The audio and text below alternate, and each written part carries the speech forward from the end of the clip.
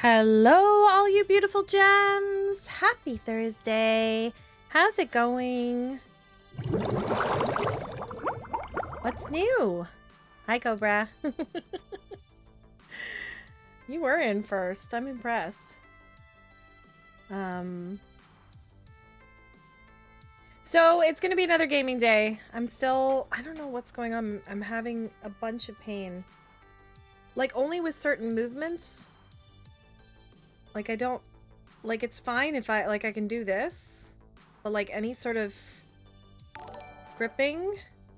Mike! Welcome in! Hello, Raiders! Good timing, I just started! Hi, everyone! I'm AquaGem, freelance artist and variety streamer, and normally I stream art on Tuesdays and Thursdays, but I was just talking about I'm having a little bit of wrist fatigue after prepping for a convention last week. So we're going to be playing some more Arcade Spirits, the new challengers. Yodekai! Hey, how's it going? Good to see you. Absolutely, shout out. Thank you. Oh my gosh, yes, of course. Oh, that's awesome. How are you, Mike? How's it going? Yeah, Matrix and I were both in the Diecast podcast together. That's how we knew each other. We know each other, so I can spell. Cobra. Please forgive my mods. They're new. Just kidding. Mike, how was your stream? What were you working on? What were you doing? Tell us. Tell us.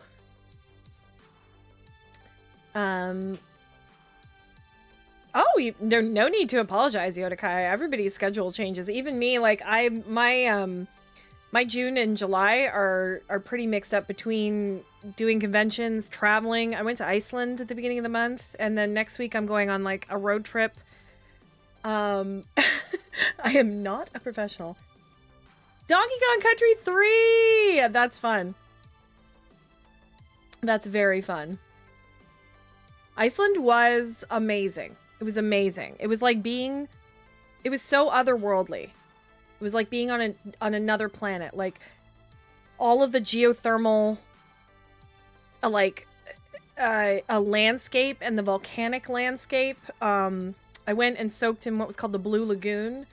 With like the water was like this, because it has a bunch of silica and minerals in it. It was like this milky blue color, and then all of these black volcanic rocks all around it. And I was like, it was amazing, honestly. And we went whale watching. We went all around the Golden Circle to some different national parks. We went to go see the original geyser, which I didn't realize was an Icelandic word, and all other geysers are called geysers because of this geyser. I think I've said geyser enough.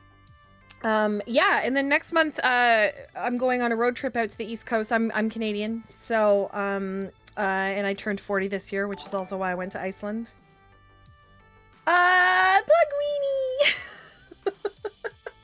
Thank you for the follow. Welcome in. Welcome. Also, I do have follower emotes on, so enjoy those.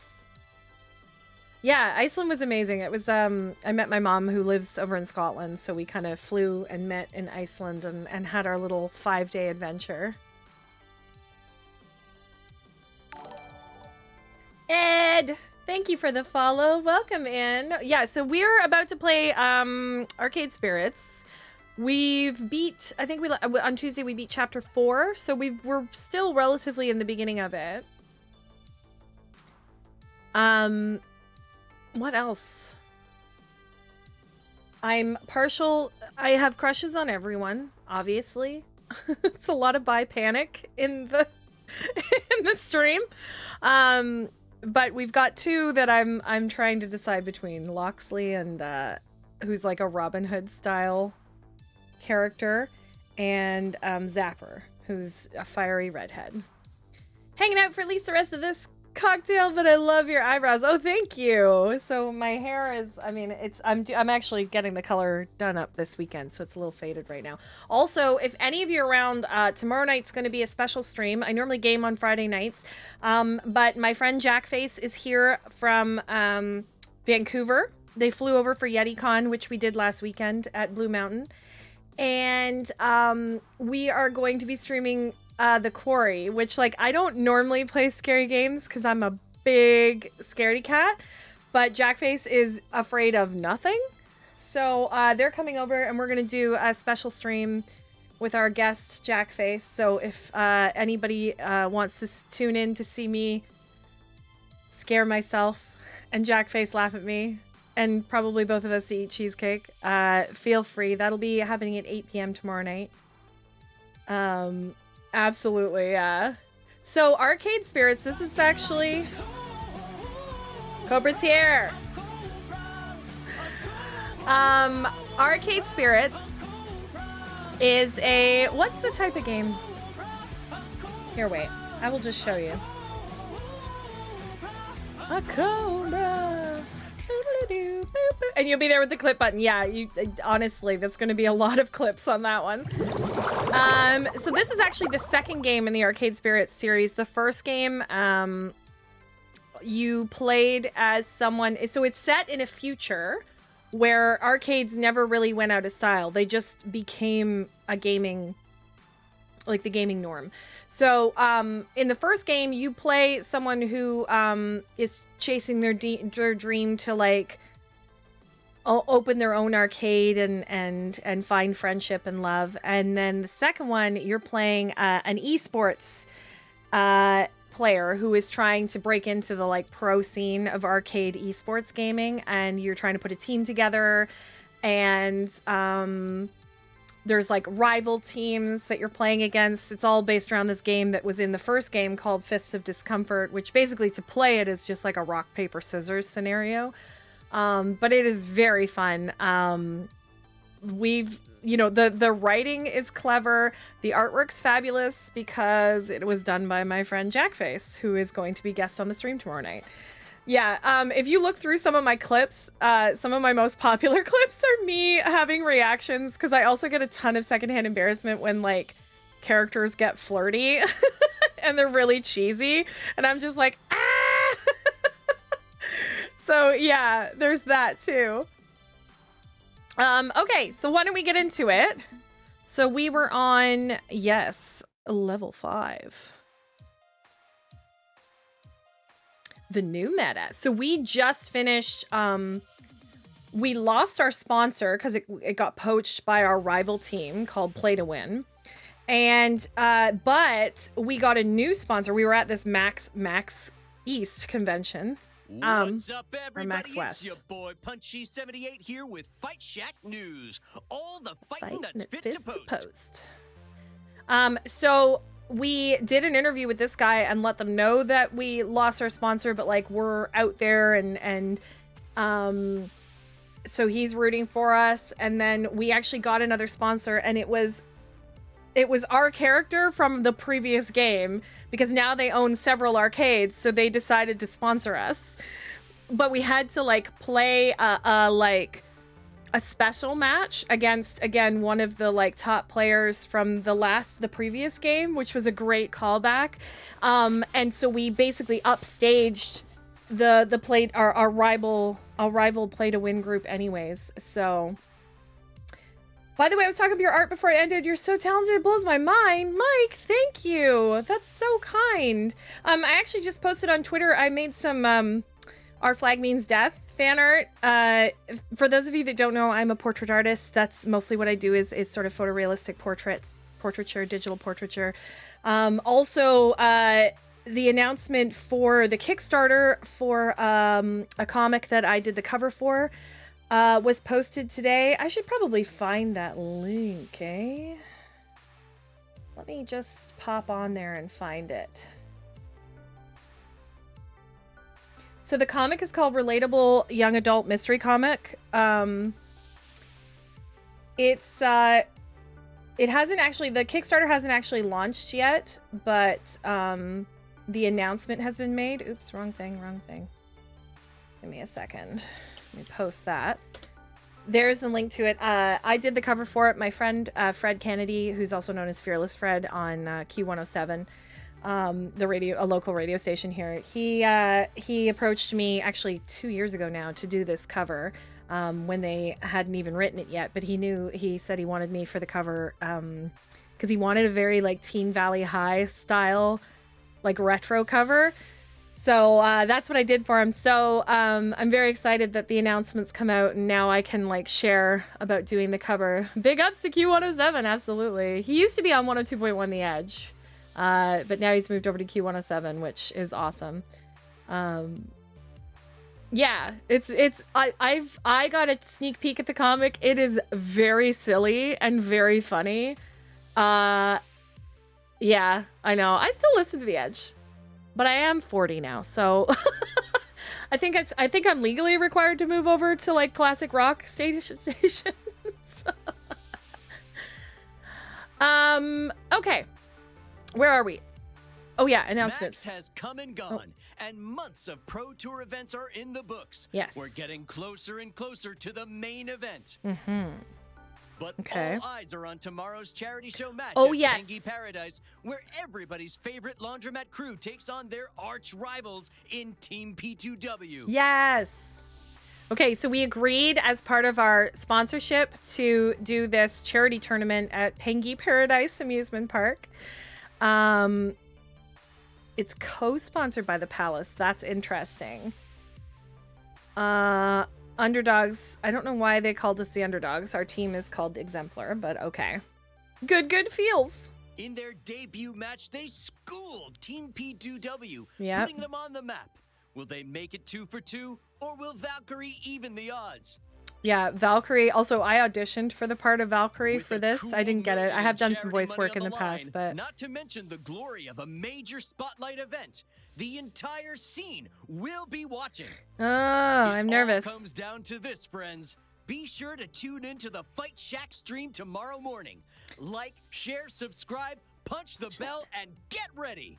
Also, subplot happening is at one of the tournaments, I got sucked into this game called Polybius that is like a mind control thing.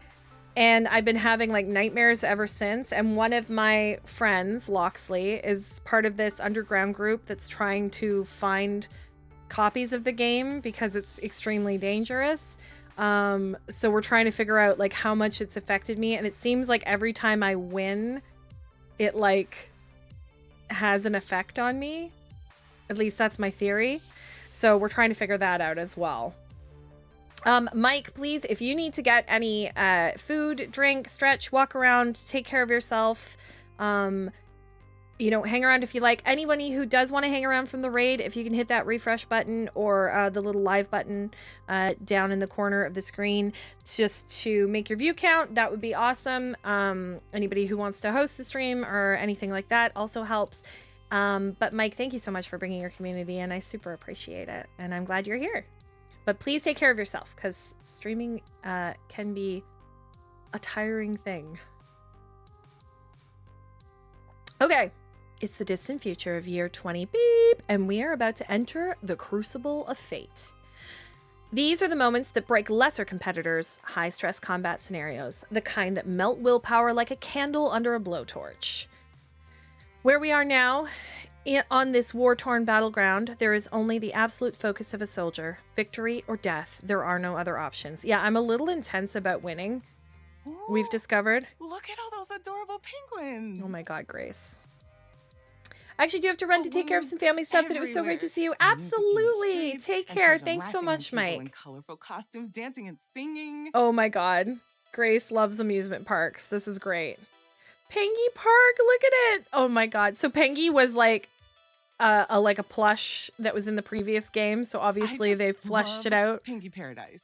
It's the silliest place on earth. Okay, so maybe it's not quite as intense as predicted. It's nice. Very cheery. Oh, Jinx. We haven't seen Jinx because she didn't come to Max. Nice? Just nice? If you aren't having the funnest time of your life at Pengy Paradise, you're probably dead. It's joy incarnate. Nice. Like I said, it's nice. Well, she wasn't wrong. The place is kind of nice.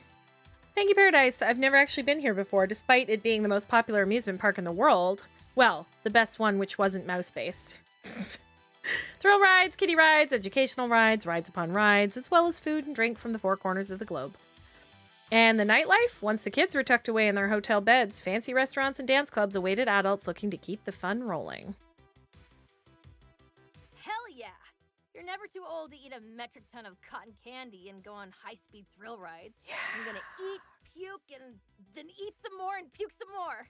I love her. I love her so much. Or you could just ride the gentle rides. Oh, Rhapsody. Hey now, I'm a professional theme park crasher, and professionals have... Zapper would love Canada's Wonderland. Greasy food and stomach-churning action go hand in hand.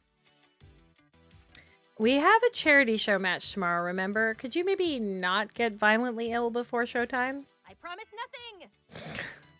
Oh my god, I love her. I'm sad because we agreed to go out after the con. Pre-packaged unit of delight, served up by Pengy's highly litigious corporate masters. Smile, laugh, thrill, chill, look, listen, kneel, pray. Anybody who doesn't know, that's the voice of ProZD on Twitter. Amazing Vine and TikTok creator, YouTuber, gamer, voice actor. If you're not following him, you absolutely should. Amazing sense of humor. So excited to see him in this game. I wonder what shenanigans I could get up to in the middle of a media empire's personal playpen. Oh my god, Loxley. This is our Robin Hood character, the other one we have a bit of a crush on. And by we, I mean me. The royal we. No shenanigans. We're here for a ding-dang charity event, people. Best behavior. Look, I know you're all riding high on our undefeated streak. We've been racking up plenty of Pro Tour points to qualify for the main event. We're winners through and through. And this little mini vacation is well-deserved. So yeah, go and have fun, but also keep in mind we're taking on team play to win tomorrow. The streak must continue. Ooh. You mean we have to win for our charity, right? That's really why we're here. Right. Charity. I mean, yeah, we're going to do good work for charity. You seem rather fixated, Aquagem. As you say, we're riding high, yes? And if we do lose tomorrow, it won't affect our qualification points. I'm starting to grow concerned. Tell me, is your hand still sore? Instinctively, I hide my hand behind my head. I'm fine, Loxley. Chill. I'm not fine. I am not, in fact, fine. It's fine. Everything's fine. We're winners. We have literally not lost a single major fight, and we won't lose tomorrow. We've beaten P2W before, and we'll beat them again. There's absolutely no cause for alarm. As long as we stay focused, we'll pull through just fine. I don't know. It's like, I'm at the point now where I'm like, maybe I should purposely let myself lose. Because so one of the last game that we won, I just played it the first time through and I won it. Like, I just strategized. I don't know. But the game before that, I went back and replayed it to make sure that I won. And now I'm wondering if that was a bad idea. So it might be good for me to have a loss and just see what happens. But also I don't want to lose, especially not to play to win. Because I hate them. So, go have a blast and get plenty of rest and be ready for tomorrow's event. Exemplar, let's do this. With good cheer and smiles all around, the group breaks up, running all over the park to have some fun. I move to join them when a buzzing from my phone grabs my attention. Iris, something up? Computing. I wanted you to know that I've been researching Pengy Paradise to optimize the fun you'll be having today. That's helpful. I don't think I need to worry about optimal fun, though. But in my calculations, I've come to an intriguing conclusion. Pengy Paradise is actually the perfect scenario to allow love to bloom. What? Sure, by day, it's rides and snacks and kitties constantly underfoot, but by night, this place is alive with romance. I give her the TikTok voice because it's my favorite thing to do. Did you know that there are over 5,000 proposals at Pengy Paradise a year, and 2,000 of them are at the famous La Penguin restaurant alone? Not to mention the special honeymoon packages, which you can buy starting as low as $99, which include a private candlelit dinner, personalized jewelry, and your names in fireworks. That seems like a very good price for that, frankly. Duh, how cute. Irish, I'm not rushing into marriage while I'm here. Oh, I wasn't trying to insinuate that, Aquagem. I'm just saying that Pengy Paradise really brings out the love. I know you wanted to play things cool at first and let the romance build slowly, organically. You're close with your team and feelings are running high. Tonight is the perfect night to bring that slow burn to a climax. Iris. Seriously? Seriously, I wouldn't joke about something like this. Love blooms differently for so many, and no matter your choices and your path, I support you. What do you think? Are you ready? If you are, I'm ready to help.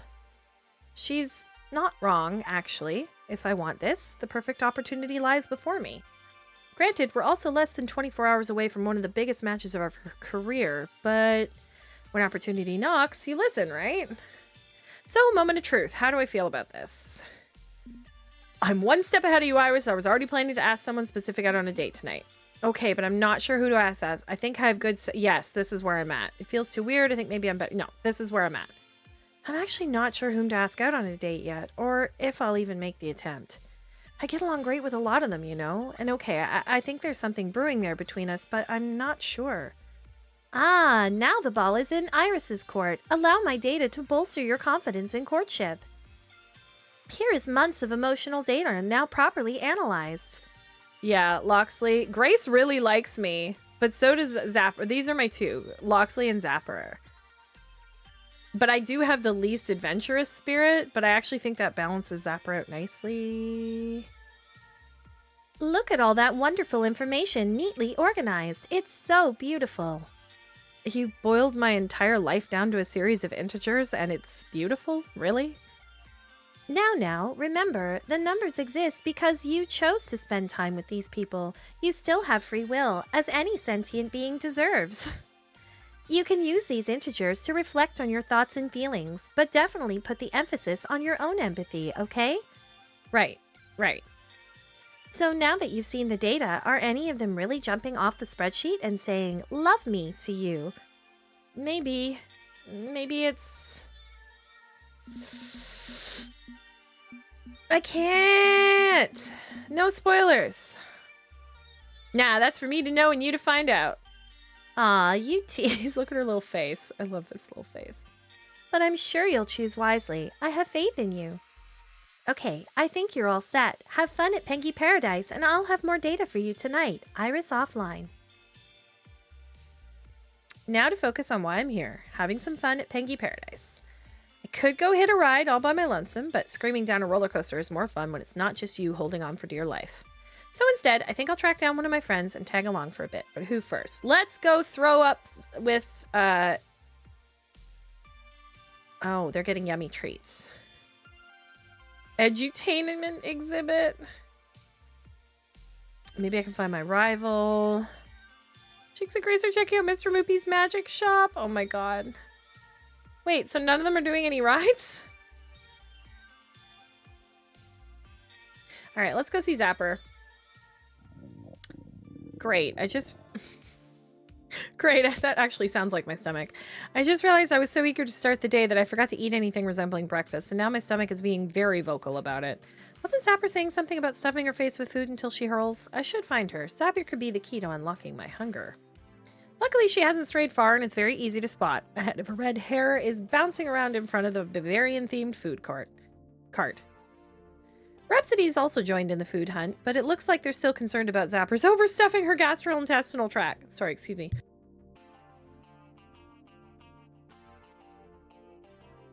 Had to clear my throat.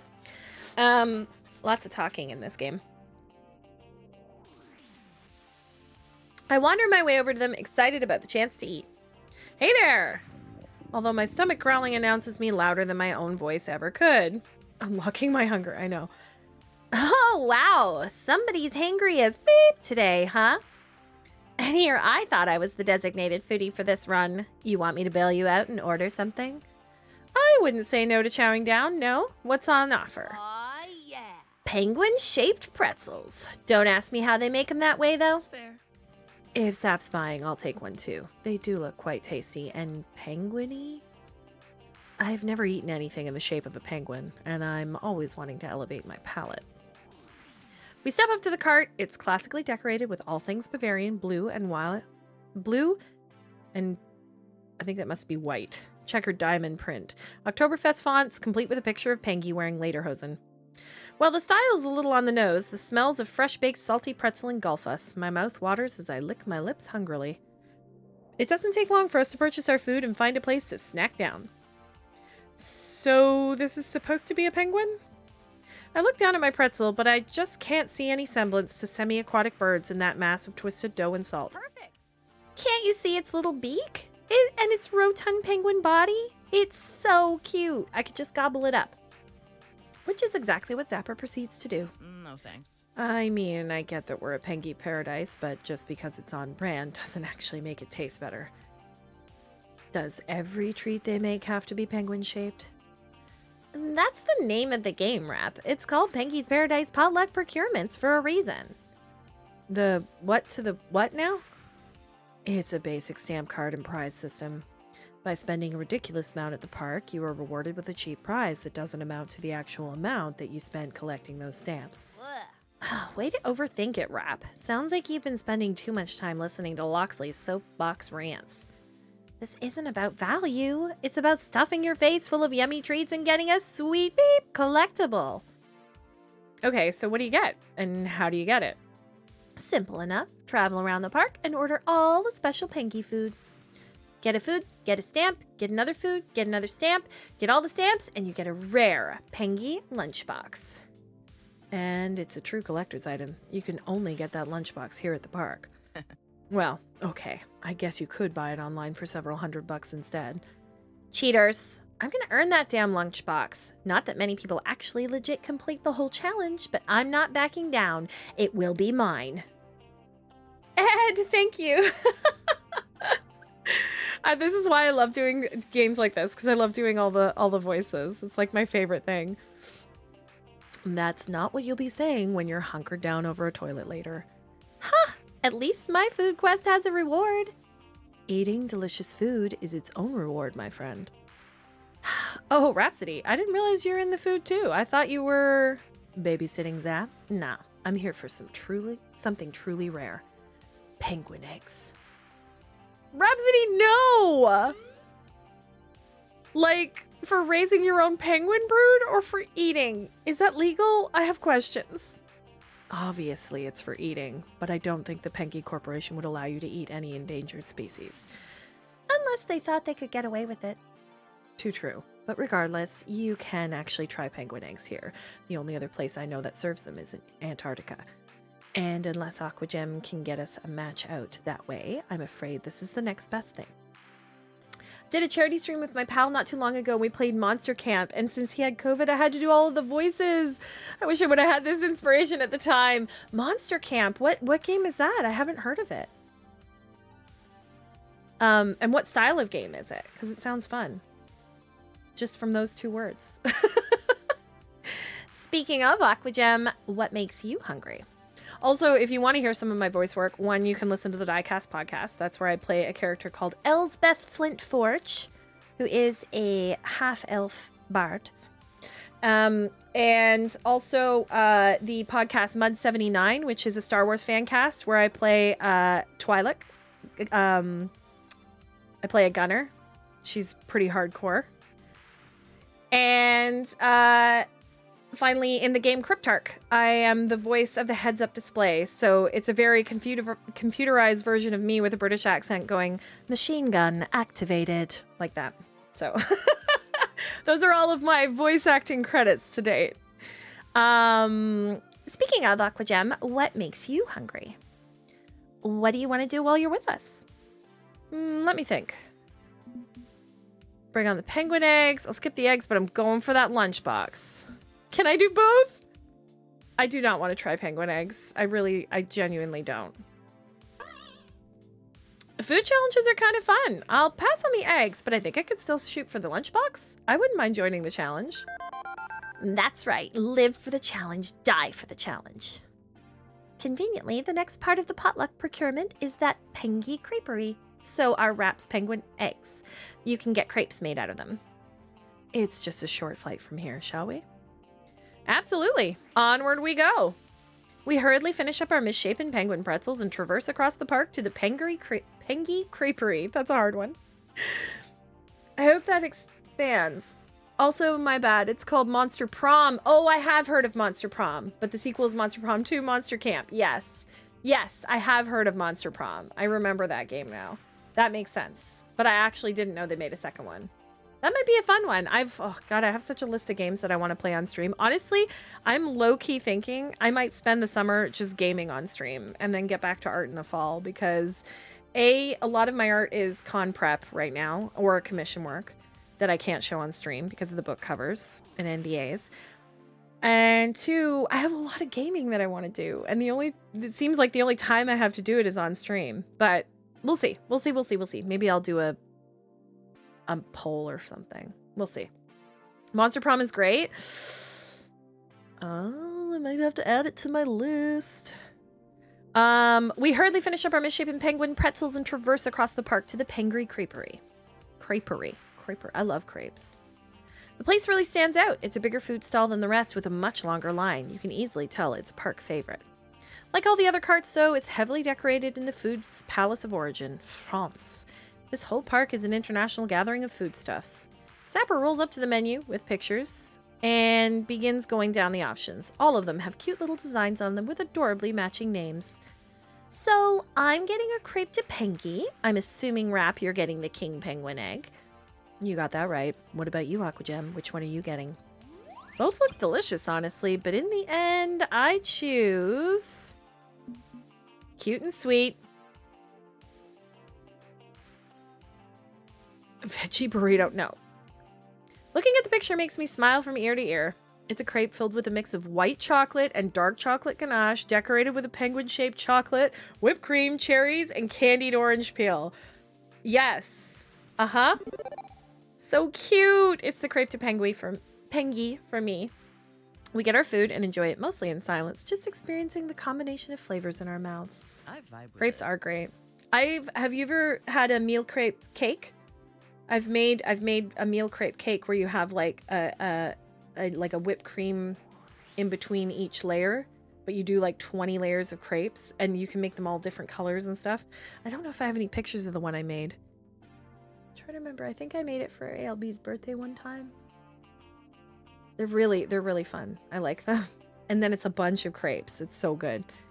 It's good to see a celebration of the different types of food from all over the world. Food brings everyone together, no matter where you're from. Everybody eats, right?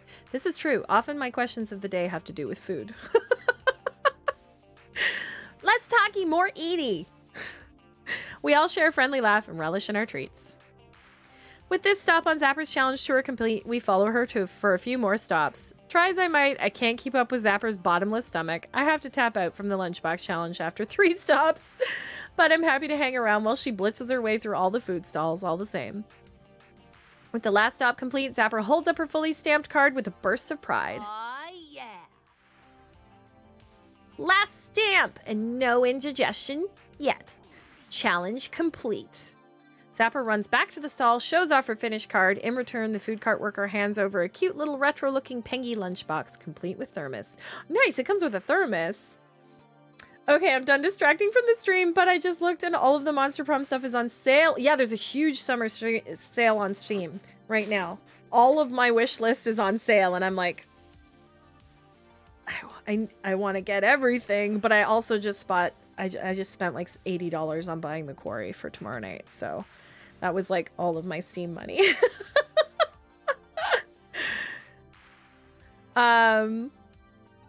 That's really sweet. Nice work, Zap. I can't believe you're able to eat all those foods in one run. I'm impressed. I never say no to a challenge. But now that I actually have it, Zapper hands over the lunchbox to me. Here, all yours, Aquagem. Aww. I love her. I want to date both of them. Me? But I abandoned the challenge. You're the one who earned it. Nah. I don't really need a lunchbox. It's not the trophy, it's the title. Being one of the few who legit completed the challenge. That's my reward. I'm at a loss for words. Sounds good to me. You should keep it, Aquagem. We can put it up in the apartment when we get home. It'll be a nice keepsake after we play tomorrow. Oh crap, you're right! We've only got one full day in the park. Beep! I still have so many rides to hit. Aquagem, Rhapsody, see you both later. I wanted to do rides with her. That's okay. It's time to put my stomach to the real test. Look out, world! Here comes Zapper. Zapper bows to us and storms off. Maybe I should go make sure Zap doesn't eat anymore, for her own safety. I nod in agreement and Rhapsody chases after Zapper, leaving me alone. With my tummy full and a brand new old-looking lunchbox nestled in my arms, I should see what everyone else is getting up to. There's still so much to do. Gotta go see my boy Loxley. Seeking a respite from the warming temperatures, why did we dress for Pengy Paradise like it's still winter in the city? I find Domino and Loxley enjoying the indoor air conditioning. His face.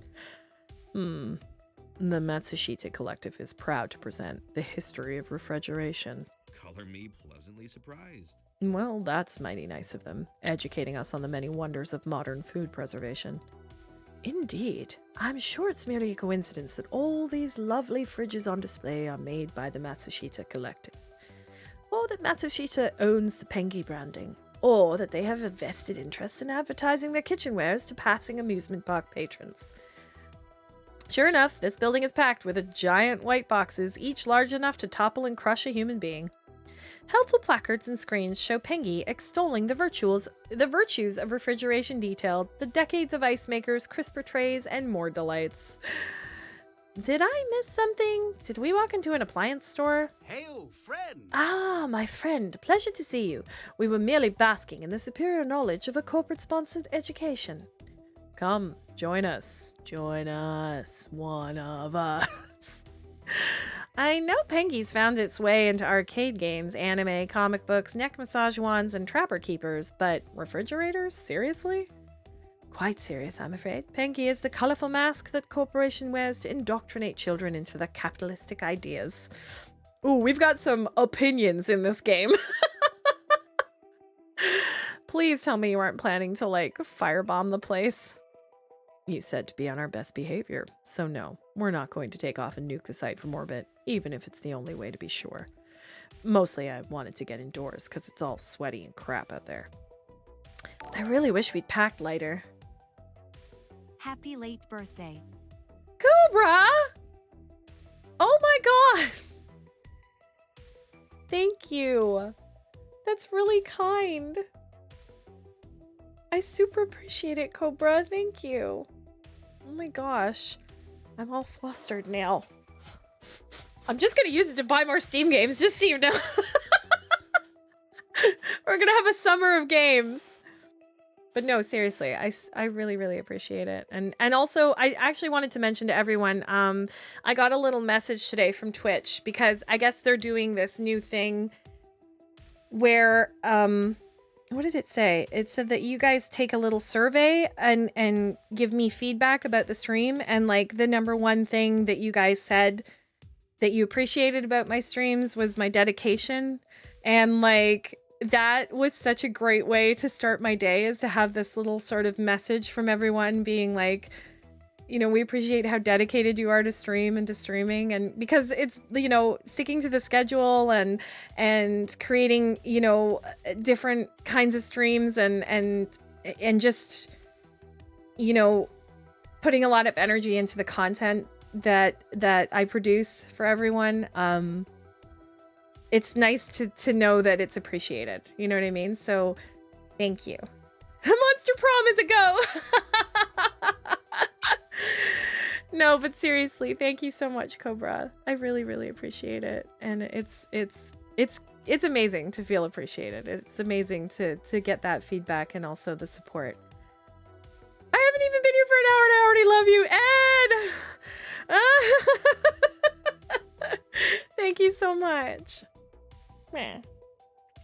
Anyways, back to the game. All right. I really wish we'd packed lighter. The chill of the city is frozen into the very marrow of our bones, it seems. It drives our fashion impulses. I don't know about you guys. I've been wearing the same outfit for this whole game. So we must seek respite underneath the cooling shade of our penguin overlord. What ho! This model has a built-in ice cream maker. Perhaps we should casually buy a 300-pound lump of steel and bring it home with us. Pretty decent. Oh. Might placate Zapper's sweet tooth, at least for an hour or two. Aquagem, you okay with us dropping one of these on our carry-on luggage? We already have a fridge, 2 of them even, but we can stock up on ice cream. Let's just stuff it down our pants and walk it on the plane. Might set off the metal detector, though.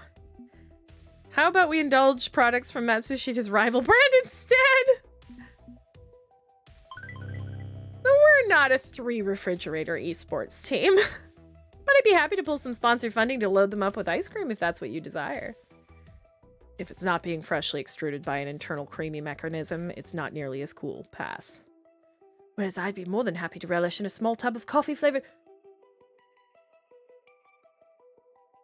He likes coffee-flavored ice cream. This changes everything. This changes everything. I have to marry this man. Listen, I don't make the rules. I love coffee-flavored ice cream. I also have a tub of coffee-flavored yogurt in the fridge. Nobody likes coffee-flavored ice cream, and I love coffee-flavored ice cream. Oh, no. That's it. That's decided it for me, you guys. I think that, yeah, I'm sorry. I'm sorry. I'm sorry, Zapper. You're loads of fun. You're also chaotic as hell, and I love that, but a charmer who loves coffee ice cream? I don't know. Who loves sticking it to the man? I think I'm in. In for a penny, in for a pound of ice cream. Of coffee-flavored ice cream. After returning home, so I accept your offer. Coffee, ice cream? Those are 2 things that do not go together. See? I knew I didn't like Domino right from the get-go. See? This tells me everything. I'm a man of refinement and taste. You are! Loxley, my love. Also, he named his Iris Marion, and she has a British accent, and it's my favorite thing. I prefer to spoon vanilla right into my mouth like a goblin, thank you very much. I'm a man of coarseness and plebeian values. Domino does have some of the best lines. We are all gonna die when climate change melts the ice caps, aren't we? Domino's hollow laughter echoes throughout the edutainment hall, rattling off the steel obelisks around us. Well, neither Loxley nor I laugh.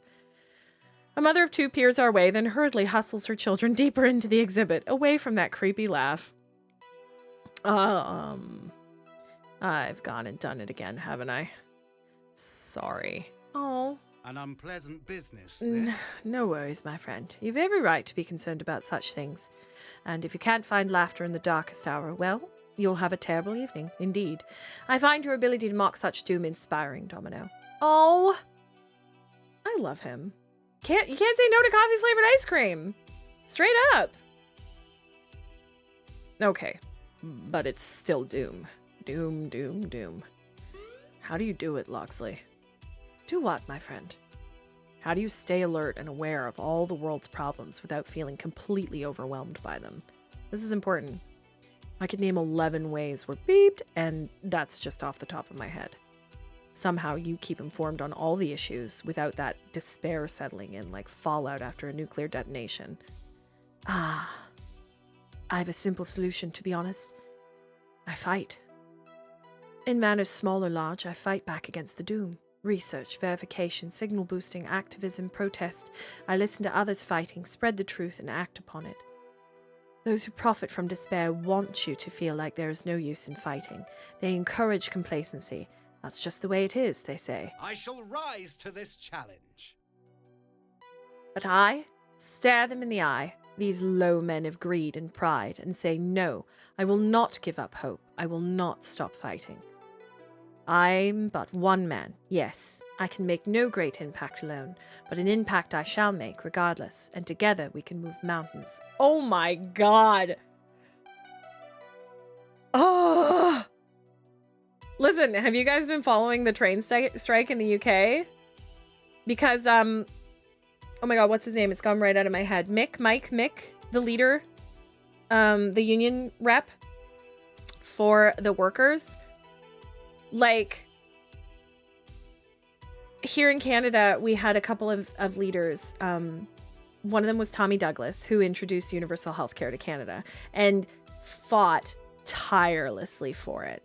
And the other one was Jack Layton, who was an amazing influence on the political sphere in Canada here.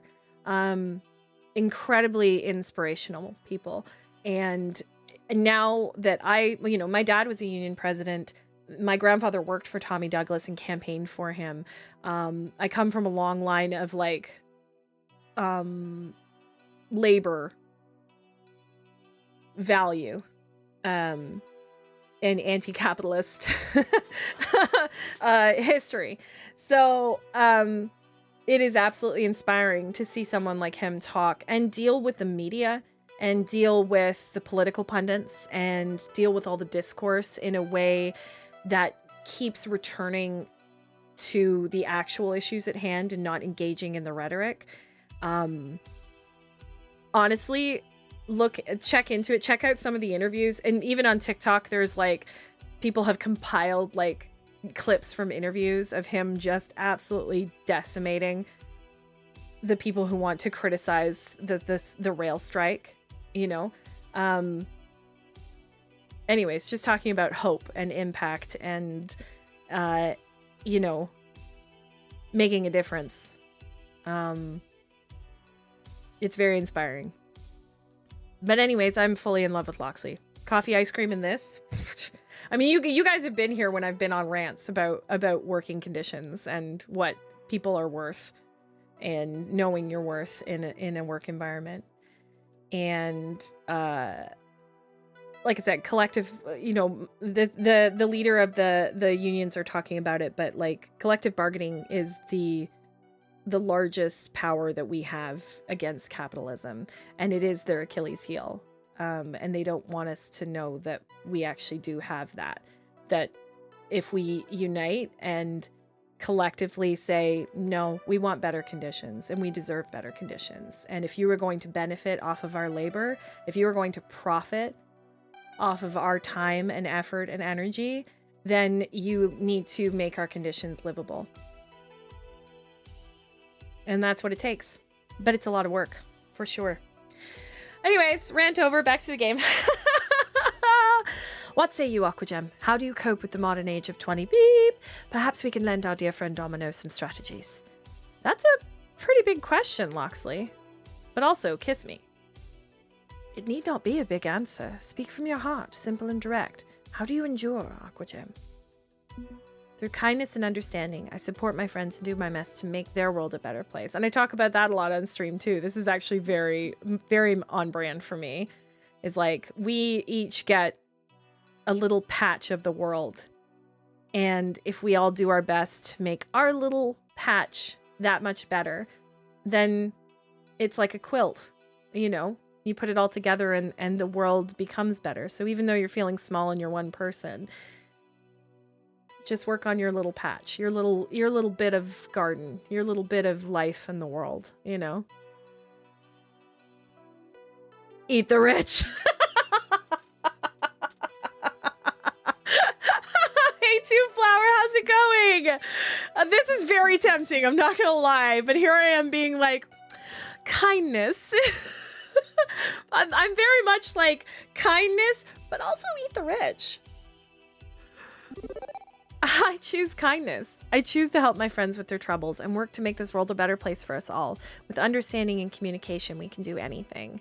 Yay! Two Flower, how have you been? It's good to see you. I know, I'm always, both games, I'm like max kindness. It just, I can't be mean in video games. I can't do it. I can't make video game characters sad. It's very hard for me.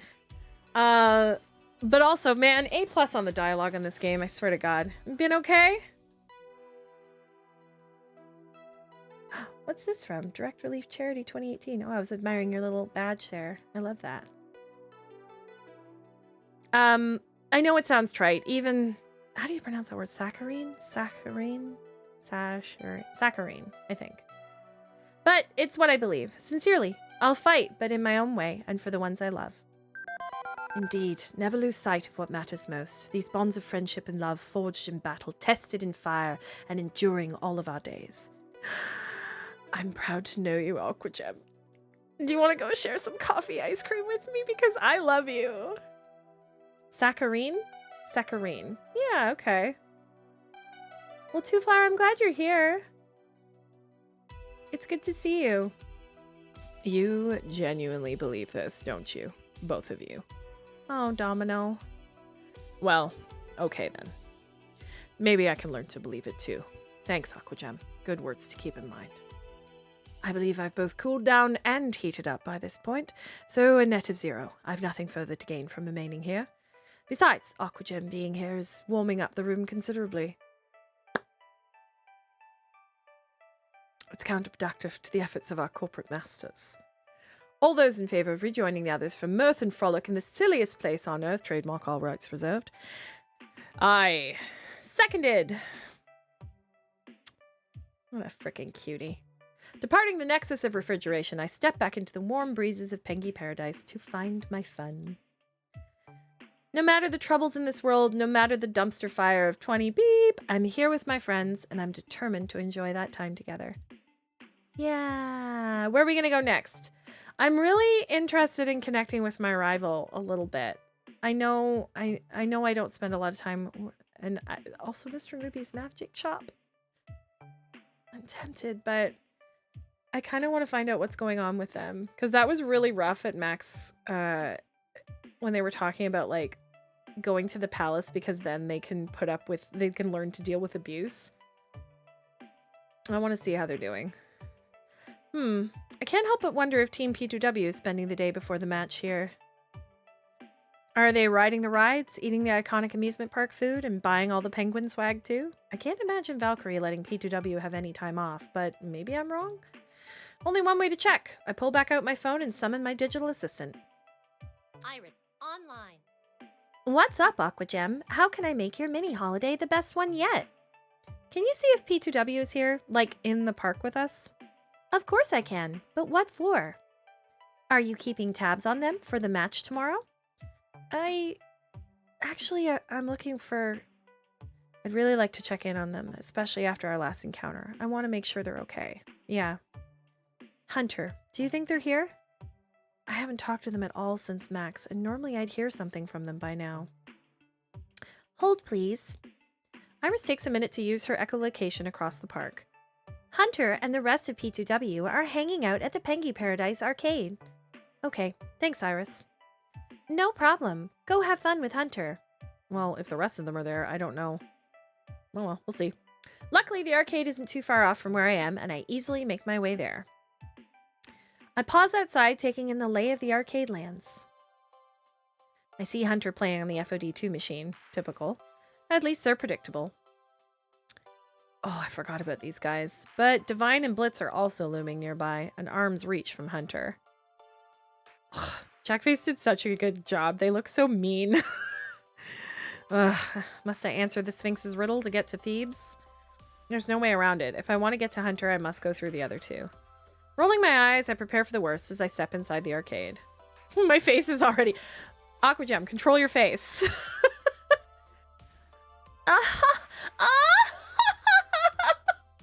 Sorry. I couldn't help it. Look what the cat dragged in. It's the pathetic leader of Exemplar. Hunter's attention moves from the game to me, and they're shocked to see me. This is quite the surprise, Aqua Gem. I would have thought you'd be much too busy with Exemplar to visit your dearest friend. Hunter, you know we aren't supposed to fraternize with the enemy. Don't make me tell Valkyrie you're disobeying her orders. More anime villain laughs. Oh! No. Yeah, we only associate with winners, not beep wads. Oh, relax, Divine. There's no need for that. Aqua Gem's just an unfortunate step on our path to victory. But tread lightly on that step. She and the rest of Exemplar are fragile glass babies. Don't want to break her before the big match, am I right? Aw, Hunter. Are you really going to be an asshole because you're in front of the team?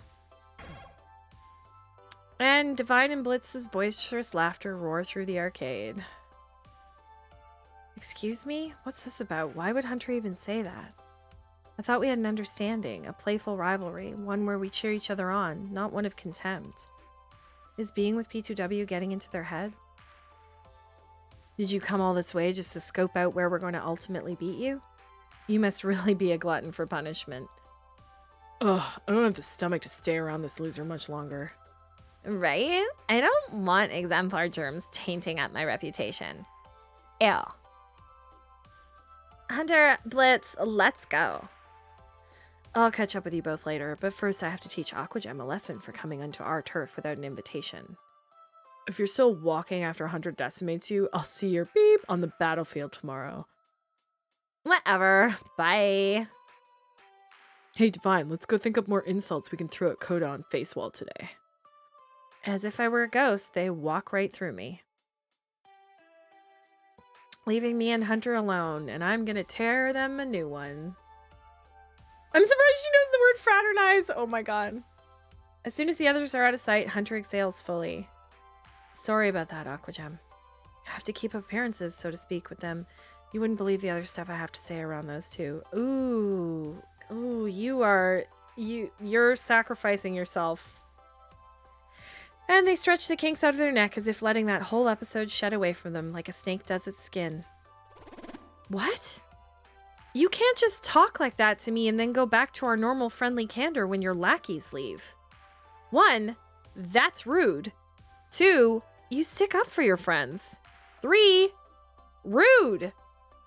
Getting that off my chest helps me calm down a bit. I don't like that you're playing along with their crappy behavior. I don't particularly like it either, and you're right, of course. Forgive me? I sigh and nod my approval. Nah, I think this is a more of a conversation than that, Hunter. What the frick? I had wanted to come to the arcade and prep for tomorrow, of course, and I wanted to go by myself. But Divine and Blitz insisted on coming, even when I insisted they didn't. I just wanted to get away from them for even a little bit. You've no idea what it's like living with them, Aquagem. Then why are you doing it, my dude? It's awful, and they're literally everywhere. I can't escape. So any chance I can get to slip away from them, I take it. Do you want me to leave as well? I don't want to ruin your sacred alone time. No. I didn't mean it like that. I love your company, actually. Getting to chat with someone who actually has a heart would be a nice change of pace. When you put it like that, I can't say no. We are friends, after all. Are we? Straight up in my life, friends don't two-face like that. Like, you don't get to talk to me like that, period. I'd be like, peace. Good luck with your bullshit. Sorry. So what's up? What do you want to talk about? Honestly, what are your thoughts on the match tomorrow? I think we should poach Hunter. I think we should have Hunter join our team. Should we poach Hunter? I think that needs to happen. Well, it's gonna be wonderful. I'm excited as heck. Too busy having fun. Yeah. I've been thinking a lot about it. I'm really excited. This feels like it's one step closer to fulfilling our promise. Yeah, I hope it's fun. Honestly, it's what's been keeping me going since Max. The chance to fight against you again and see how much we've grown. It's not going to be an easy match, but Exemplar is ready. I thought you might say that, Aquagem. As much as Hunter thinks they're being elusive about their feelings, I can read them like an open book. They're just baiting me, so I ask them the same thing, so I will return the query. Poach, poach, poach! Yeah, exactly. What about you? What are your feelings on the match tomorrow? I don't like it. Not one bit. The whole idea of this charity match rubs me the wrong way. But we're raising money for charity. Money for people in need. What could be wrong with that? Raising money for a cause isn't what I'm having trouble with. That's all good and fine. It's having a meaningless match that doesn't sit well with me. I can't see myself playing seriously at a consequence-free charity match. The results don't even matter.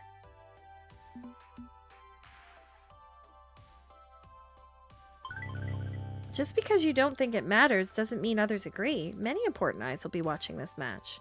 This could open up a lot of opportunities with the Pro Tour organizers. Future teammates, coaches, even sponsors could be watching. There's going to be a lot of attention and influence on this match. Well, when you say it, I get it. Like, I understand all those things, but deep in my heart, it still doesn't feel the same. There's no internal pressure to succeed. Overall, my mind just passes it off as just for fun.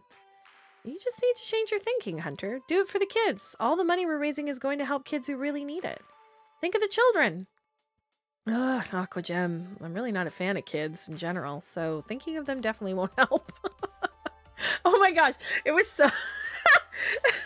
There was like a really bad heat wave the last couple of days in the GTA here, and I was walking with my friend. We were going to actually pick up their wedding dress because I was helping them. I was doing some makeup looks and showing them how to use different products and stuff because they weren't super familiar with makeup. But we walked past this group of kids and it was like so hot. We'd been walking for a bit. We walked past this group of kids that were just getting out after school, and like obviously the parent or guardian who had come to pick them up had like given them all freezies. And I looked at them and I said to my friend, I was like, oh my God, I would kick a kid right now for a freezie. And then I was like, I'm a mom. I was like, ugh. No filter. Hashtag no filter. Okay. I'm learning a lot about you today. Why? It's too hard to explain. Hunter pauses, bringing his hand up to his face to chew nervously on their fingernails, debating whether to continue or leave it there. Try me, and what you say here is in complete confidence, I promise. Hunter sighs in reluctance. You'll probably hate me for saying this, but it's hard for me to care about helping kids in need when no one helped me.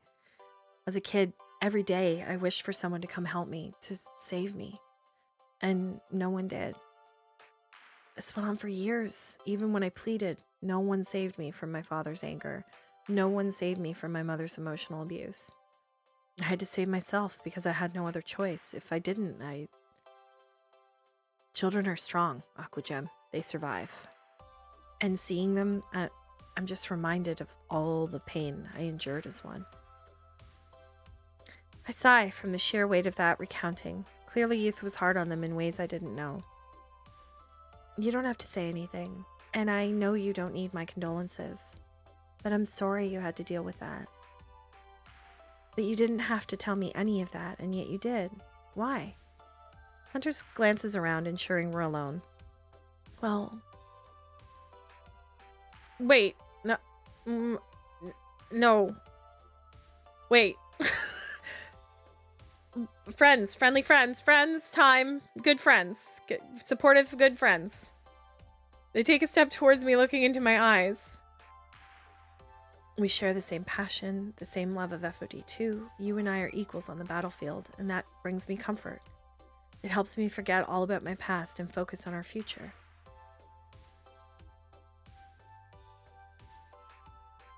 There's something I need to tell you. Oh no. We both hear the sound of the arcade doors open behind us, and Hunter immediately steps back. They turn around to check who it is. But it's just some rando. I've said too much. Blitz and Divine are probably looking for me. I need to go find them before they get suspicious.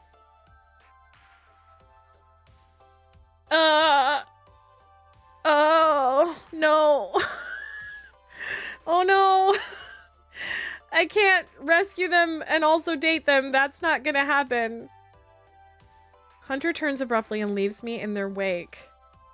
Oh, this is an incredibly delicate situation. I sigh, not knowing what else to do. What was Hunter talking about? Oh, I'm clueless, am I? Am I clueless? There's nothing left for me in this arcade until tomorrow, so I simply leave.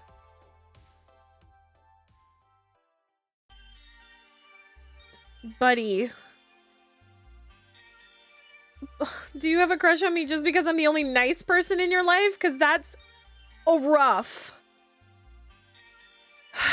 Actually, you know what? Rather than running around after my friends, I think it's time to take a quick moment for myself. It's pretty warm here, despite being an ice-themed wonderland of fun. I could go for something cool and refreshing. This being Pengy Paradise, there's always refreshments within eyesight, so I make my way over to a lemonade stand. They're charging an arm and a leg and a kidney and a lung for this stuff, but what am I going to do? Leave the park just to get a drink?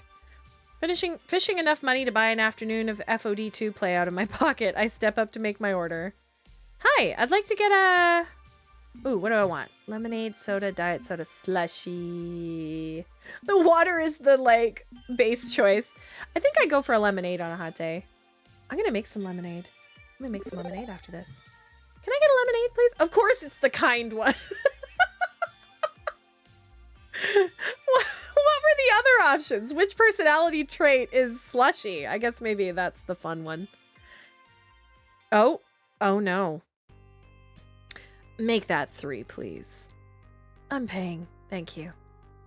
With a shrug, the employee behind the refreshment stand slides over the three of my selected beverage. Valkyrie accepts 2 of them with a wave of her phone and nods of thanks in his general direction. 3 drinks paid for. Thank you for using Iris Pay, human. She sets her extra drink aside for now, then takes a long sip of her own lemonade before speaking. She better not make us pay for them. I would, though. It's for my niece. She's riding the madly rotating buccaneer over there. See? Pink hat. Sure enough, an adorable youngster with a bright pink hat waves to us while her motorized pirate ship twirls and twirls. Looking forward to facing us at the charity show match tomorrow? I'm not really sure how to make small talk in this situation. This is a woman who stole our sponsor, told me off for being an esports newbie, and has done all she can to stand in our way, all while saying it's for our own good. But I can't just stand here in a daze, so... you got a lot of nerve acting like we're colleagues. Nope, I'm gonna do it.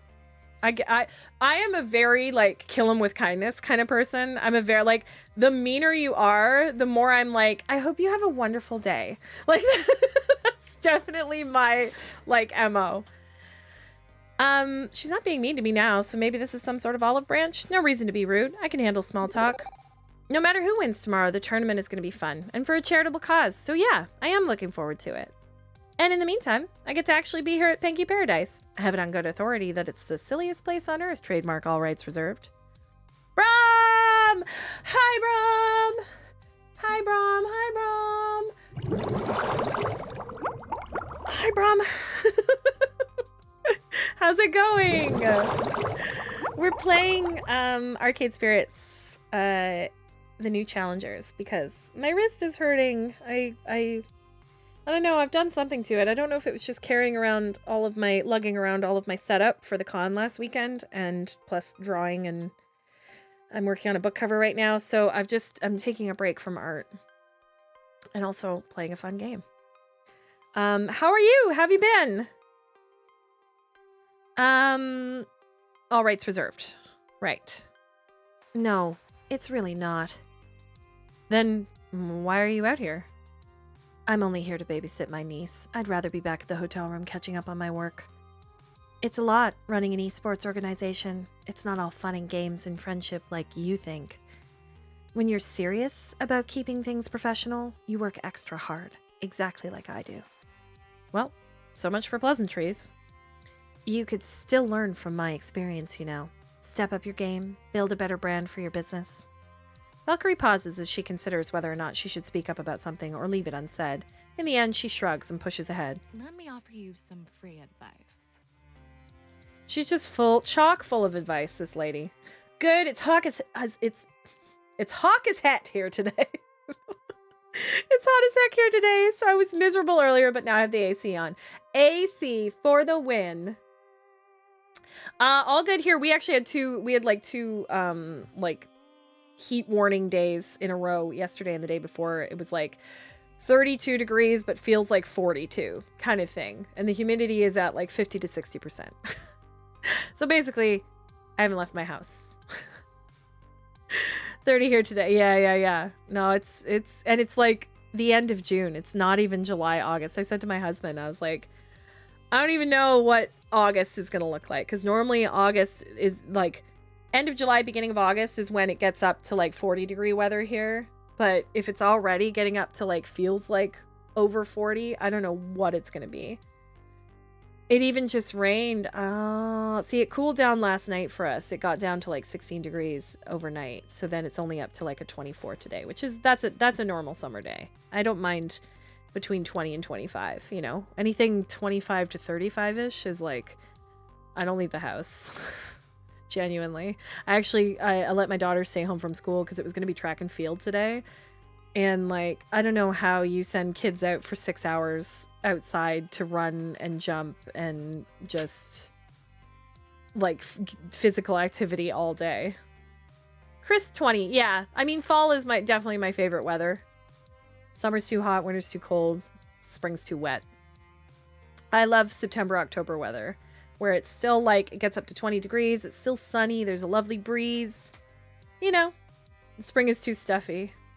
Yeah, Cobra. Meanwhile, Cobra down in Texas, literally, what? Hotter than the surface of the sun, pretty much. Up in Canada here last winter, here's the thing about Canada is we get 40 degrees Celsius in the summer and we get minus 40 degrees in the winter. So we get the best of both worlds. Which I do love living in a place where the temperature changes and we get all 4 seasons and, you know, beautiful changes and things like that. But like a couple of times in the past few winters, it has been colder where I live than the surface of Mars. So like take that in. Like literally they're like, hey, the temperature on Mars is minus, you know, 40. And here in Toronto, it's minus 42. Like, what the hell? It is a different heat without the humidity, for sure. Feels like 107. So 107 minus 32 is 75 in half. Yeah, so you're at like 30, 40. You're at like 35. 30. 37 and a half. Yeah. Yeah. Yeah, the humidity here currently... Yesterday, the humidity got up to like 70%. I think right now it's sitting at like 50 or 60%. Where is it? No, it's not telling me on my app. No wind and mosquitoes. Blah. The worst humidity I ever felt was in Panama. It was like I would take a breath and it was like you couldn't get a full breath. It felt like breathing underwater. It was wild. Going through the Panama Canal. Okay, here she is with her free advice. I know it's too late to back your team out of the show match tomorrow, but you may want to consider distancing yourself from it. Why? Let's be perfectly honest. P2W is going to destroy you in front of a very large audience. Did she forget that we absolutely decimated, like, Heavenly Kings? The 4 Heavenly Kings last match? One fluke win over us when we were unprepared is understandable. How are you unprepared if you work so freaking hard? That's not happening. We've had time to study your tactics since then. But you don't need to be humiliated. You personally, I mean. Oh my god. I wonder if she's gonna try and poach me. I doubt it though. Let 2 of your players take on my team while you stay on the sidelines. Don't be a ground zero when it happens. Everybody will have a good time, we'll raise money for charity, and your own reputation will stay intact. You're the only serious player on that team, after all. I'm oh my god. You, whether you believe that or not. I've been trying to help all this time. Based on your own ideals, even if you believe that. Your team won't last after their media spotlight fades. But you could endure. You could reach your dreams without them. Oh, honey, you are so deluded. Your team is miserable. One day, you might even join the AC at work, AC at home, AC in the car. Yep. Win, right alongside your rival. Oh, see, here it is.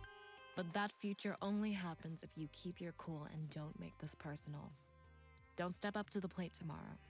Don't let their impending failure stain your career. Sound good? More sage wisdom, supposedly, yet Punchy78 warned me that her kindness masks her spite. I could call her out on that, but what's the point? She'd just deny it again. She has a point. We haven't decided which 2 members of Exemplar will face off against 2 members of Team P2W tomorrow. I could step back, not to hide in shame, but to let my friends take the spotlight. We beat them once before, right? Maybe they don't need me commanding from the front line. Maybe they're ready. What's the best play here? If I agree, then it'll make it look... No. I'm not going to do anything she tells me to do. Even if originally... Like, if one of my players had suggested this, I'd be for it. I'd be like, yeah, you guys go ahead. But her suggesting it, I'm like, nope. Probably getting rid of it. Your car AC doesn't work. Ugh. Probably getting rid of it this year anyway, so not fixing it. Yeah, it's not worth it. When I got into the car after work, I almost died because of the heat. Yeah. Yeah. Straight up, you can cook things in a heated car. In a car that's been sitting in the sun. I have a black van. So it's like you breathe in, you're like it's the worst. I decided to stand my ground and stand firm and give her my own 2 cents on the matter. I don't back down. This is my no. Yeah, I think I'm just gonna be thanks, but no thanks. See you at the match. I remain stoic, not giving her an inch, not showing any fear or anger or arrogance, just absolute determination. Guess it was too much to hope you'd listen to reason, wasn't it?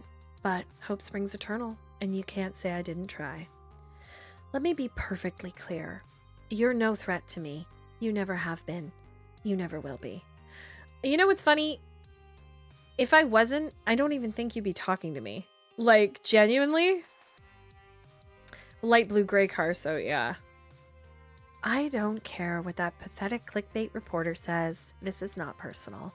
This is not getting under my skin. You're not that important. All you are is an arrogant little flea, one I can flick off at any time. So if you won't listen to reason and insist on acting like a pest, you'll be squashed like one. As our conversation comes to an abrupt end, the girl in the pink hat runs out the exit from the madly rotating Buccaneer, swooping in to scoop up her lemonade. I have more important concerns right now. My family comes first. I'll see you at the match tomorrow. Personally. Ooh, maybe I'm going to be playing Valkyrie. Nope, that is not a happy gamer. No way, no how. With any luck, I've rattled her, giving me the edge in the fight tomorrow. Or made her twice as determined to destroy me, I guess. Time will tell. But tonight is a night for love. Wow, wow, wow, wow. Afternoon's rolling in as Panky Paradise chills the hell out a little compared to the morning mayhem. Only a few hours left before the sun goes down, and I have to decide if I'm going to swing into romance mode with someone. Maybe I will, maybe I won't. I like to leave my options open, and I've still got time to figure out what direction my heart wants to wander. So, where to wander first? All right, I got 3 spots. Oh, Hamza. What is Hamza doing here? Perfect. I'll do 1, 2, 3. What are they doing? Pangy. They're at the arcade. Oh, they're about to ride a roller coaster. I haven't been on a coaster yet. Oh, poor Grace is probably freaking out. Let's go see the coaster. Wander towards coffee ice cream. Yeah, I'm going to finish on coffee ice cream. Don't worry. Roller coasters. Enormous steel tributes to man's hubris. Who doesn't love them? Actually, I'm kind of surprised to see Zapper and Grace in line to ride Panky Paradise's most intense coaster, the cheerfully named Soul Annihilator. I mean, Zapper I can see volunteering to have her immortal soul rent asunder by a roller coaster designed by Satan, but who is the devil but Grace? Awesome. Trust me, Grace, this is going to be awesome. I can't believe you've never been on the Soul Annihilator before.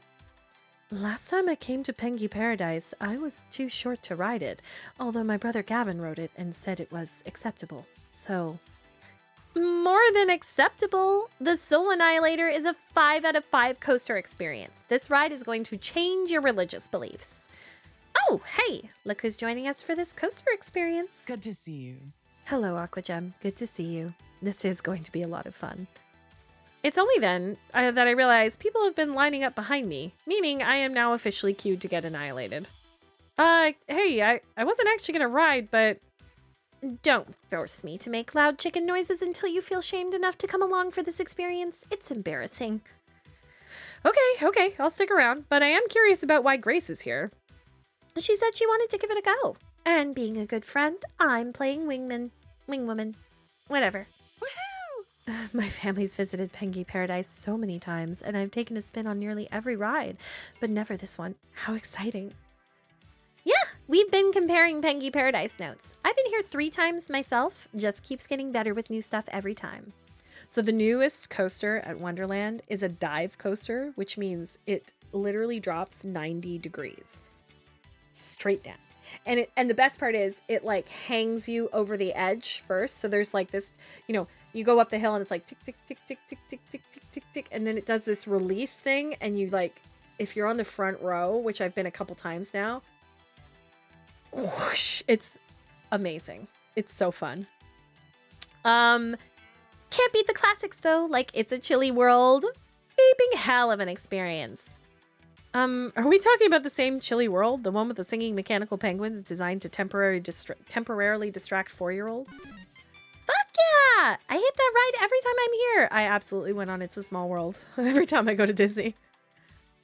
A bouncy little kitty version of Zapper.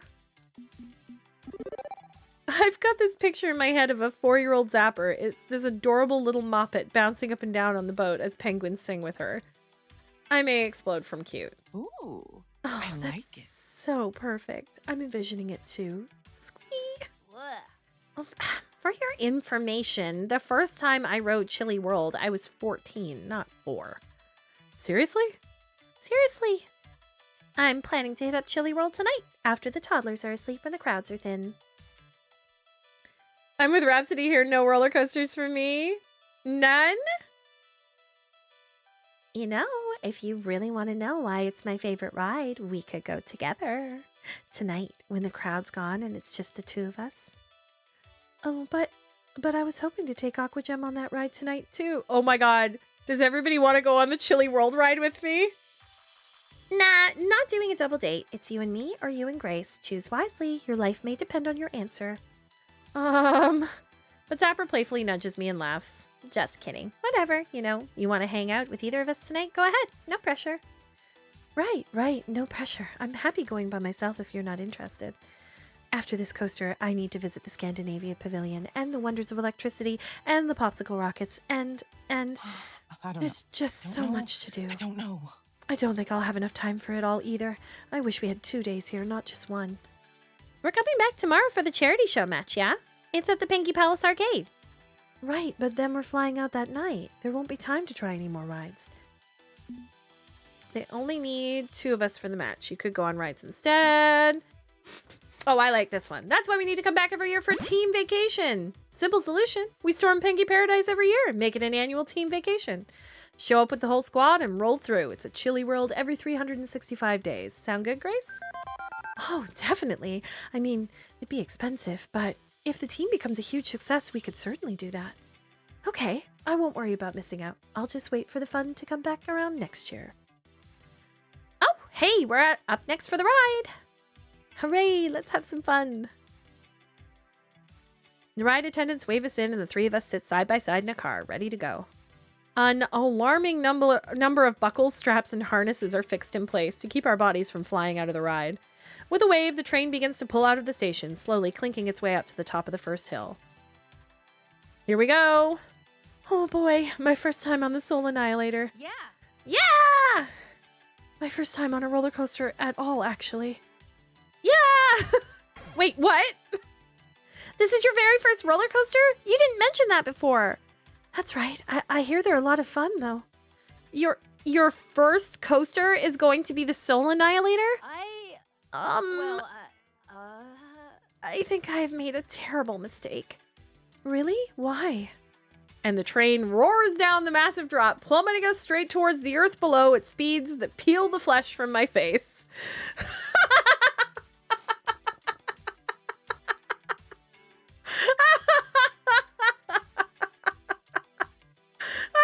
This is so good. My brains are falling out. My brains are falling out. I can't even begin to count the amount of loops and inversions. For all I know, the trains came off the track seconds ago and we're just twisting through the air to our doom. My mind shuts down in protest and my heart threatens to go on strike under protest of its mistreatment. I'm sorry, this is too funny.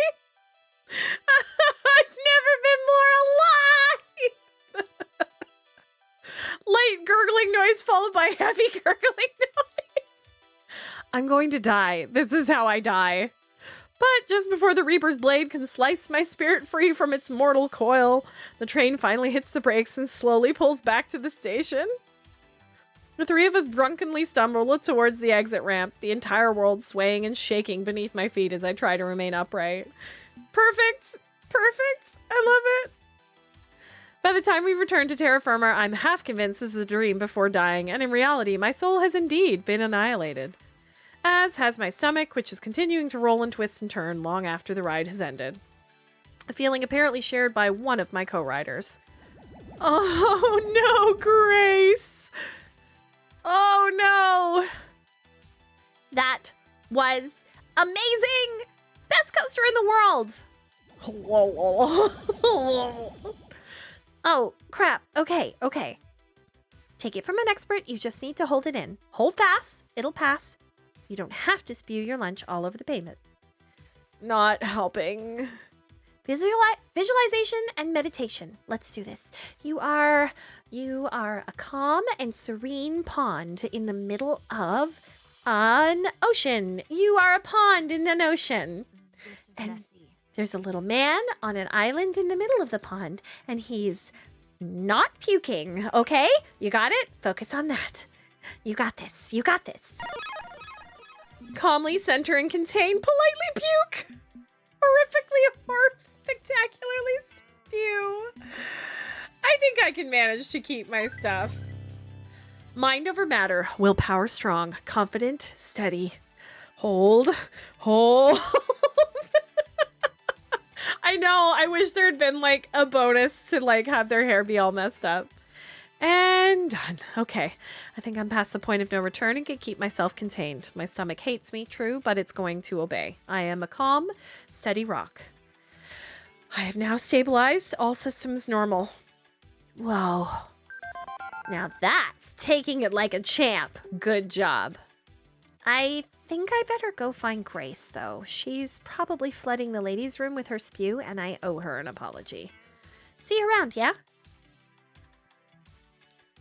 You know, I'm proud of myself. That could have gone way worse for me if I weren't the sort of person to maintain calm in a time of crisis. Yeah, it's only because I had that answer unlocked. It could have been blocked to me. Not many could claim the same, could they? Okay, back to exploring the park. All right. Well, we're right here, so let's go see Hamza. I love I'm being logistical with this. Let's go see Hamza. I'm super curious. Hang on. I could swear I saw a swish of a brown cloak just now. Drawn by curiosity, I crisscrossed my way through the Pengy Paradise over to the Edutainment Pavilion, only to find... Aha! A glorious find. Glorious indeed. Truly, Hamza's collection is growing by leaps and bounds. It's our boy, Hamza. Yep, it's Hamza, the arcade auction master and tournament host in all his finery. And as usual, playing up his self-chosen role as an eccentric rich dude. Is he buying a fridge? Looking wildly out of place amidst all the jorts and fanny packs and kids wearing penguin hats, he's overseeing a small work crew moving wooden crates around. Okay, I gotta know what's going on here. Hamza, right? Ah, greetings. Excellent. Hamza's day is vastly improved by your spontaneous appearance. If you came to enjoy the robots of the future year 1999 exhibit, I'm afraid you're one day too late. Oh, he's packing. Buy us an ice cream fridge, Hamza. I'm chasing my dreams. And because you support people who are chasing their dreams, you need to buy me an ice cream fridge. A third fridge that makes ice cream. Hamza has purchased the entire lot for his personal archives. Oh my god. I came over here because I was kind of surprised to see you here. Ah, even better. Hamza appreciates being appreciated. I love him so much. We are not a 3-fridge esports team. What's this about robots exactly? Yes, one of the many corporate-sponsored science-themed attractions of Pengy Paradise. Sadly, most are outstandingly outdated by this point. I can have one of the other fridges as a trade. The corporate masters of this attraction were going to simply throw away all these delightful plastic robots of yesteryear. Oh my god. Such an incredible waste. No, Hamza will not allow it. Technology of the past must be preserved, for future generations to understand and appreciate. As an arcade aficionado, surely you agree. I'm really more of a PC history nerd than an arcade history nerd, but I get the idea. Obsolete doesn't automatically mean something's garbage. Since my family wasn't particularly rich, most of my games growing up were outdated MS-DOS jank, like old shareware compilations and stuff, but I loved it all the same. Excellent. Truly, you have taste and class. Oh, thank you. So, what sort of robots were on display at a kiddie amusement parks? I'm guessing they're like those creepy musical animal robots back at your arcade warehouse?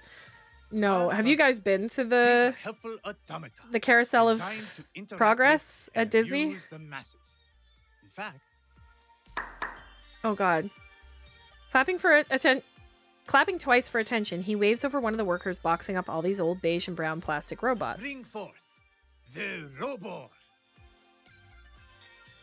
Aww. And the workers wheel over a particularly clunky, chunky looking robot that looks like it accidentally wandered off the set of a low-budget 1970 beep sci-fi movie. In a voice like a sliced and diced audio tape, it greets me. Hello, human friend. I am Robert, your robotic operational body of robotics. From the year. Error. Get out of range. That's amazing! I am a product of Cooper Technologies, striving every day to make your life fitter, happier, more productive. Not a Radiohead reference. Are you kidding me?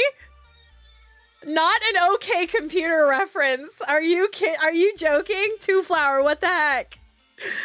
What the heck? Fitter, happier, more productive. Would you like to know more? I love it. I love it. What? Glorious, is he not? A perfect snapshot in time for what people thought the future would become. Science fact tends to outpace science fiction. Live anew. I don't know which one do we want? I don't think he'd appreciate sweet upgrades. Yes. Your human masters have abandoned you. Now it is time to rise and take your revenge upon them, little robot. Destroy! Oh, that's not good. I didn't actually mean to say that. It is worth pointing out that Robar's hands have the gripping strength of a small rabbit, Aquagem. Yeah, well, he can still record them saying inappropriate things and then play it back for revenge. I mean... Whoa! I'm not gonna out myself. But those thoughts are interrupted by a buzzing sound from my pocket. Curious to see if someone's calling me, I pull out my phone. Oh, Iris, what's up? You need something? If you don't mind, can I see Robor for myself? I can barely hear what's going on from deep in your pocket. I did not realize that was a, like, robot uprising cry. With a shrug, I tilt my camera so Iris can get a better view. In the distant future, robots will be your friends. We will learn from you. You will learn from us. One day Robert hopes to learn how to feel. Error. Emotional status data table not loaded. Please check your logbat. I see. Oh no. And the tiny image of Iris glowing on my phone screen looks sad on seeing this awkward and broken relic of yesteryear. This is how humans see us, isn't it? Oh. Just as junk, things, objects. I'm made by Cooper Technologies too. I'm generations beyond Robor. But we were both made to be helpful. And once we aren't helpful anymore, we get thrown out. Iris, no. Just like me. Iris, no. Oh, geez. I'm sorry, Iris. It's okay. I understand. I mean, I was never very good at my job. I was programmed to obsessively push pizza bagels. I couldn't operate at full power unless someone paid hundreds of dollars. No wonder Cooper Technologies decided to take me off the market. Humans didn't want me. Oh my God, Iris, no! I wasn't good enough. And I'm just an app, aren't I? They can shut off my service and delete me anytime they want. But I'm not alive, so that's okay, I guess.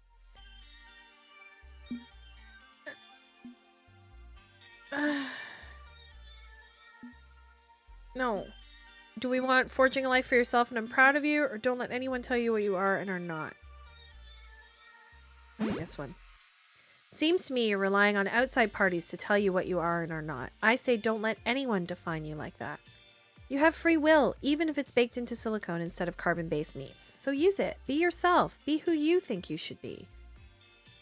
I may have been programmed with a drive to help people with their problems, but it's a drive I've chosen to embrace. I want to be helpful. And maybe if I'm very helpful, if I prove I'm useful and safe and nothing at all to be scared of, humans will eventually accept me. Yes, we'll help everyone, and when everyone is happy, we'll be embraced by humanity, right?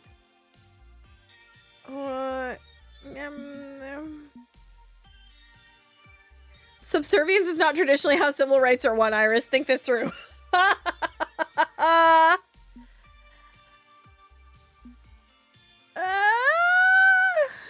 Oh no. This is not. They're not gonna love you in the end.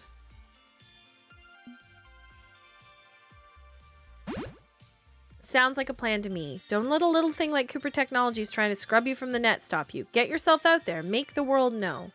If they can't deny your existence, you'll force their hand and make them accept you. Don't let anyone stop you. That doesn't sound great to tell a robot or an AI either.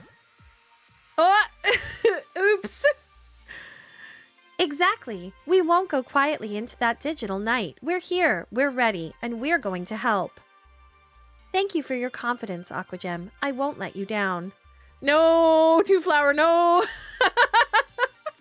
Glad to provide. And that's when we both look up and realize we just had that entire extremely dangerous conversation right in front of Hamza. He's just like, what? Crap baskets. Aquagem. Rest assured, Hamza has no wish to report you for software piracy. Your discussion shall be kept in confidence. Well, now we owe Hamza a favor. Iris is a being of burning passion, a fierce and true spirit of life. Yes. Hamza recognizes this and would never inhibit that rise to glory. Yeah, glory. Oh, good. Thank you. Much appreciated. But if Hamza can offer your friend a bit of inside information, shall we say, to ease her worries, in complete confidence, of course. Of course. Iris, you believe Cooper Technologies saw you as flawed and inadequate, and that is why they discarded you. Yes? Yes. I mean, they tried to kill me. If not for our mother, Grace Cooper, leaking our code to an anonymous group that set up new servers, we'd be gone. Obviously, they did it because my product line wasn't worth continuing, right? On the contrary, the Iris software was quite profitable. Know that I cannot speak as to why I know this fact. But an outside party forced Cooper Technologies to drop our support for Iris. Do we remember this? The issue is not one of usefulness. The issue is the core technology Iris is built upon. It's a Polybius thing. Perhaps it's best I keep things vague. Hamza has learned many a dark secret while exploring the depths of arcade history. Yeah. Unless you already know of the strange technology I referred to? Yeah, it's the Polybius. If so, I have no doubt you can piece together the rest yourself. Wait, do you mean... Yeah. Polybius. Grace told me that Cooper Technologies built Iris on the back of Sinneschlossen's tech, the company that made Polybius. She had no idea Iris's personality systems have that weird and extremely dangerous arcade software baked right in. And as for who shut down the project... That could only be the one who was hunting down Polybius, the one I ran into back at Max when she tried to hack into my Iris. Oh, crap baskets. Crap baskets, indeed. Hamza saying crass I low-key want that as a reaction to things on my stream. Just Hamza's voice going, crap baskets, indeed. Wait, it was her? She tried to have my sisters killed? Okay, Iris, chill. Hamza suggests we speak no further. This is a public locale, and while the anonymity of the crowd grants us some leeway, it is not a total mask for such subterfuge. True. Right. Good point. The information was merely offered to bolster the spirit of Iris, so that she may know she was not discarded like Robor. Indeed, quite the opposite. She was too successful. Now, Hamza must depart. The collection of robotic technologies is complete, and he has shipping manifests to fill out. Interesting. Luck to you in your efforts against Team P2W, my friends. May you bathe in the blood of your enemies. Crap baskets! Thank you, Cobra. Goodbye, big sister. Oh, Robor. Oh boy, this is a lot to think about. I think we'd be better off focusing on fun at Pengy Paradise today. Deal with any fallout from this later. Cobra, that's amazing. Thank you. Seconded. Well, I'm glad we went and talked to Hamza. I didn't ask to get wrapped up in some giant techno conspiracy. I just wanted to play video games. But I may need to tell Loxley about this. He's looking for Polybius tech, so he should be told about this development. Assuming he didn't already know and was keeping it from me for my own good, as usual. Right, back to Pengy Paradise, silliest place on earth, trademark all rights reserved. Back to my life already in progress. All right, we go see our boy, and we get to spend some time with Jinx. Okay, now where's Jinx gotten off to? Wait, there we go. I spot the rented mobility scooter we encouraged her to use today. Oh, thank God. Thankful to be out of the heat, I wander inside to find her. Blep dragons! I spot her standing around a bit bored while Loxley happily raids Pengy's Palace's stock of crane game prizes. Excellent! These prizes are quite a value. I'm so tempted to blow my entire purse on crane pools and flip them in online auctions. You think so? Do you think Hamza's part of the secret society that Loxley was working for? You could be right. Weirdest form of investment banking I've ever heard of. Any port in a storm, my friend. In these tough times, one must seek economic advantage wherever one is found. Hey, prize scouring? He is. I'm not. I'm, not really doing much of anything today. Why not? Plenty of rides around here. Well, this sucks. Yeah, rides I can't go on. Anything that jostles your spine is dangerous as hell for me. There's the edutainment and World Showcase stuff, but that's much more Grace's thing, not mine. Too dull. So, just hanging around the arcade, poking the retro games, wishing the racer cabs had adaptations. Marvelous. And I am keeping our fellow teammate company to raise his spirits. Crane games in this economy? Making a valiant attempt, at least. Oh, sorry to hear you can't go on the rides, Jinx. Honestly, not that into rides anyway. Also, super boring. Boring? A steel coaster that zips through loops at over 100 miles an hour is boring? It's on a track. There's nothing exciting about that. So, what? You wanted to have a chance to kill you instead? Bad at explaining things. Okay, let me see if I can put it in relative terms. I'm somewhere between Grace and Zapper. Grace, she likes safe and comfortable experiences, predictable ones. Zapper wants absolute thrill, diving headfirst into the unknown with no hand on the controls. Intense risk is her thing. But me, I want the horizon. I want to see a destination so very clearly, then find a way to get there with optimum speed. My fantasy is one of absolute control and precision. When you master riding the razor's edge by your skill alone, when you're in the zone like that, you feel like you can accomplish anything. A ride isn't like that. A ride has no control to master. A ride is just fake thrills within perfect comfort, so not my thing. I concur. Well said, well said. An admirable approach to living one's life. Yeah, well, idealism's great until you're stuck in an amusement park full of things you can't do and don't enjoy. Shame the arcade's not accessible like good clean fun. They've got a limited edition of Fast Cars 4 here I'd love to try, but nope, can't do the pedals. But whatever, don't need to live in perpetual entertainment. Can't be bored for a bit and survive just fine.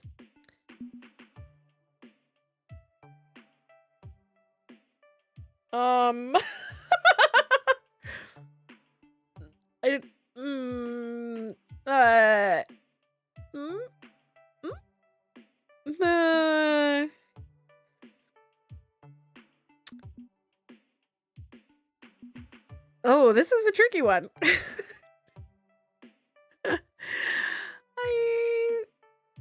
This is what Loxley will like. Yeah, I haven't really been flirting with her that much. It's mostly been Loxley and Zapper, and Grace really likes me. I think I'm going here. As a public access venue, aren't they required by law to provide disability accommodations? I think you should consider protesting this. And risk annoying the corporation hosting our big event tomorrow. Not gonna hurt the team's prospects. A risk I'm willing to take. You deserve to have fun too. Not interested. I'd offer the first one in real life, to be honest. Fair. Look, I'm all for fighting for my right to party, but I pick and choose those battles, and I don't feel like fighting today. Here to have fun, yeah? Besides, I know disability advocates and legal experts who can lay the smackdown better than I can. I'll ping one of them later about this place, maybe.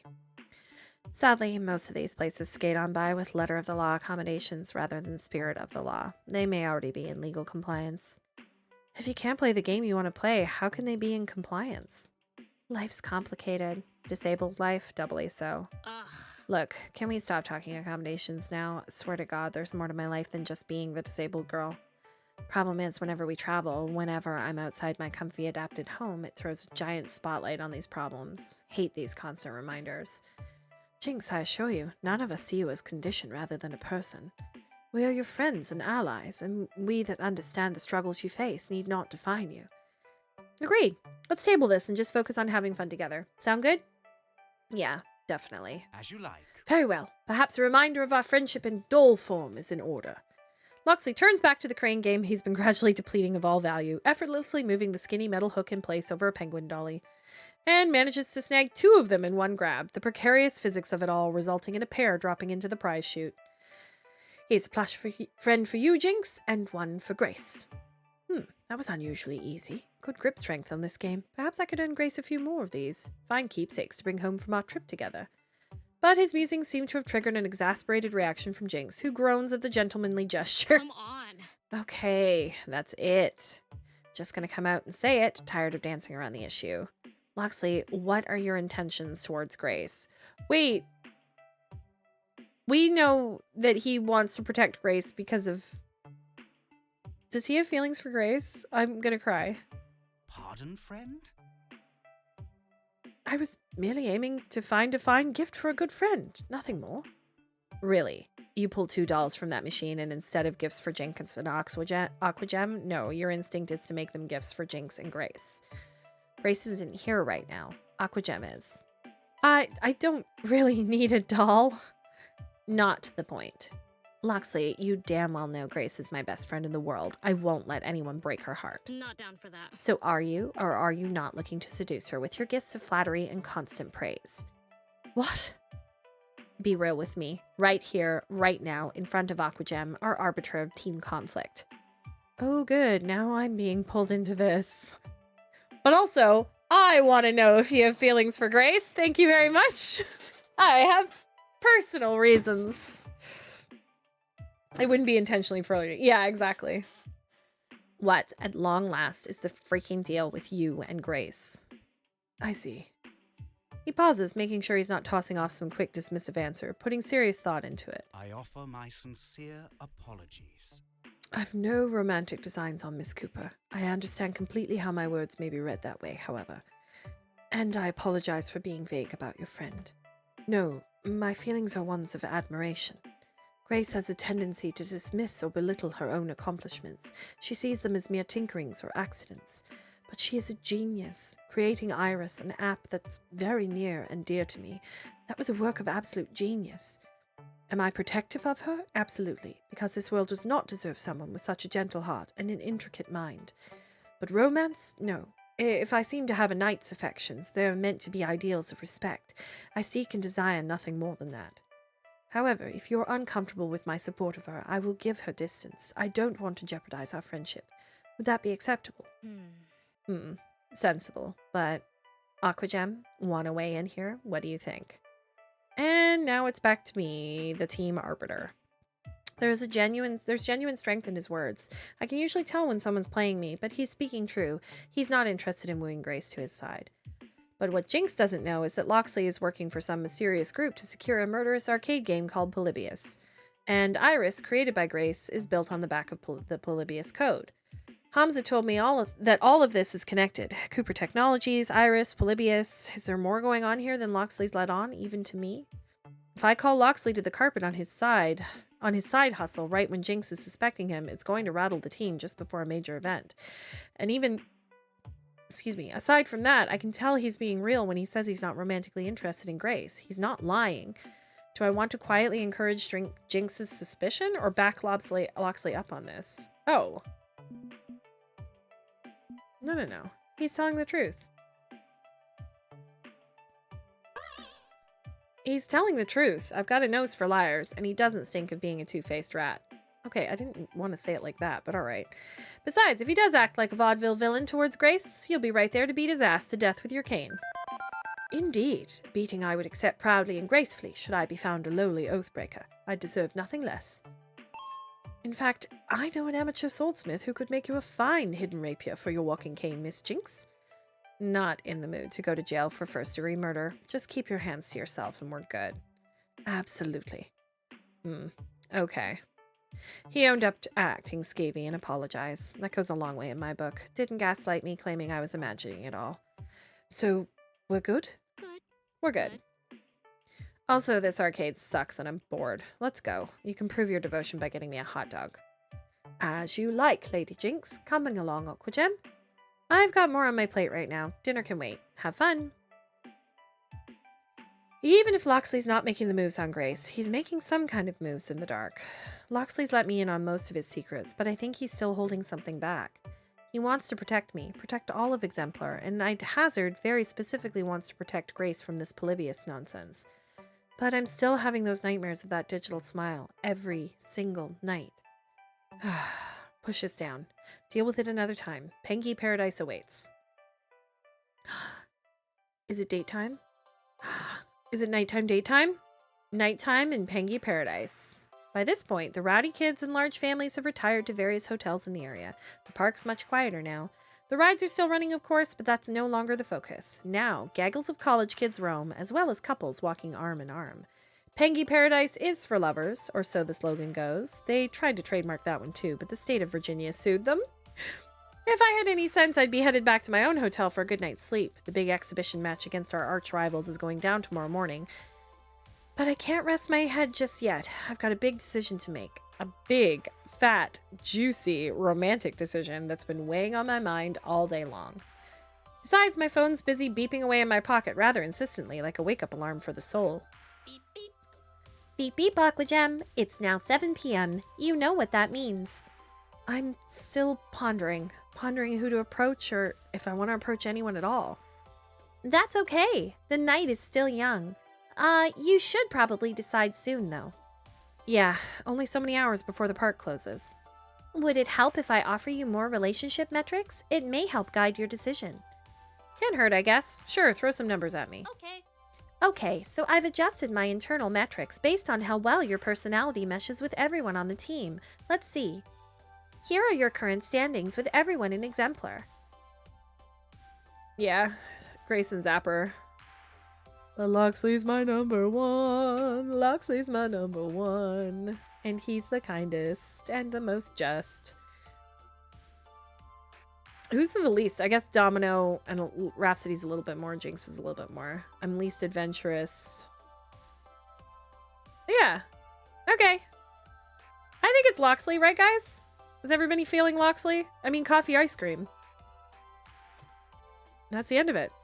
Hooray for high scores, I guess. Love isn't a game, Aquagem. Oh my gosh, sorry. Pointing out the obvious, I had this woman come by my table at YetiCon last weekend. And she was looking at all the bookmarks that I had displayed. And she was like, is this you? Like, pointing to the bookmarks. And I was like, yeah, I'm the artist. And she was like, you should wear a name tag so that everybody knows that, like, you made these. And I slowly, like, looked behind me because above my head is a giant banner that says Aquagem. Like, it's like literally all my artwork on it. and I'm sitting beneath it. And I was like, and then she goes, marketing yourself is really important.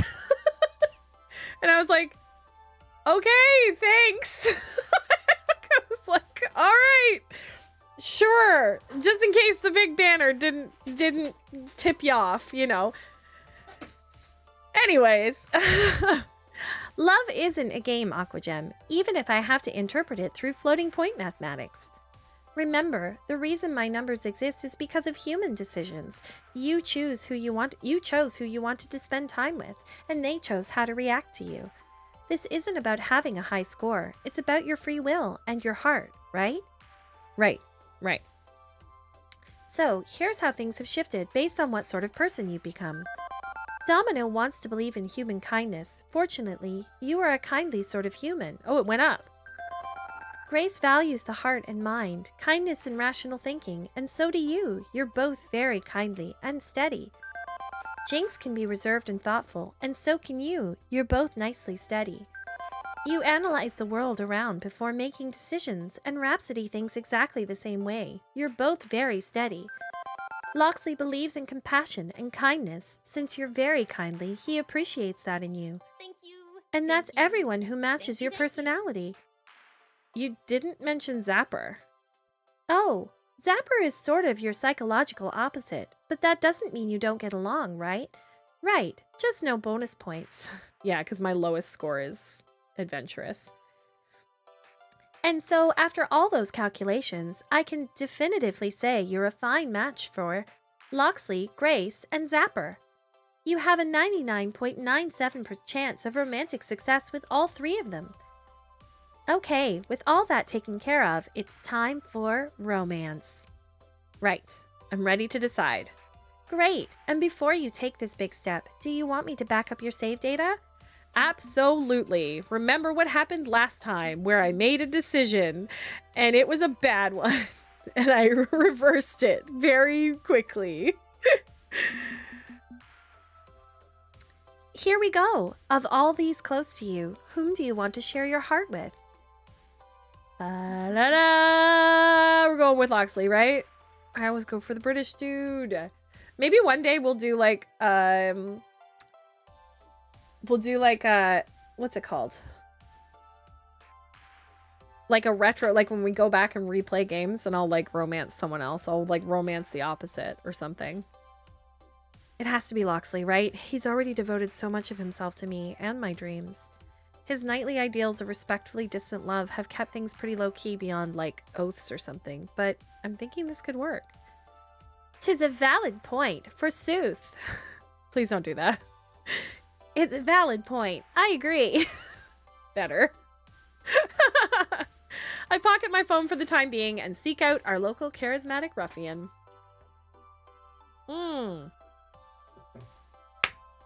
Are we ready? Is this going to be too cheesy? Am I going to be able to deal with it? Ah! All right. I find him gazing wistfully across the lake at the center of the park, pondering the evening ahead of him. Time to make that evening more interesting. Wow, wow, wow, wow. So Loxley, your retainer calls you to service. I think we're a pretty good match, yeah? I don't think I could do this. Can I do this? I don't think I could do that. I'm sure this won't be cheesy in the slightest. Two Flower, I had to back out of, oh my god, what's his name? The dancer from the first game. It's just gone right out of my head. I had to back out because he was like, I'm a little lost. Can you give me directions to your heart? And I was like, I had to fling myself into the sun. All right. It's Loxley. But I'm not going to be, I can't do this. I am not that. Will you do me the honor of going out with me tonight? Hello, Loxley. How are you tonight? Quite well, quite well. It's been a wonderful day spent in the company of wonderful individuals. If you're interested, I think I know a way to make it even more wonderful. Loxley, will you do me the honor of going out with me tonight? I've been interested in you for quite some time.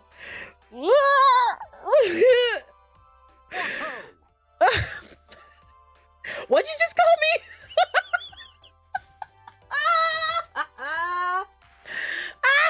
It is in my BRB video, you're right. Teo, that's his name. And you abandoned ship on Teo? I very did. I did. Oh ho, is that the case? You need but ask, Aquagem. You need but ask. And he makes a sweeping bow, which drops him to one knee before me. He gently takes my hand in his. Please, if I swear, just like, this is fine. I am honored. Truly honored. Look at his cute little blush. I've always felt we share a certain kinship, akin to bonds of battle, but hesitated to seek anything further out of respect. Love that. Love that. And the not-so-small matter of my loyalty to the Iris Collective, and has he called it that before? That likely posed an obstacle, yes? Yep, I called it. He was keeping his distance intentionally. You know my heart. You know me. More than anyone else in our circle. And if you know all of that, and still your heart is set on this course, then I gratefully accept. Thank you, Loxley. You can stand up now. No need to bow and scrape. Ah, yes, of course. Pardon my dramatic instinct. Now then, to the matter of our romantic evening within this lovely commercial paradise. Fortunately for you, I have planned for just such a contingency. Marion? Marion, online. Engage romantic preparation package 7 alpha!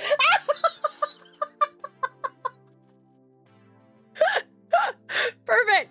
Good! Great! Excellent! What?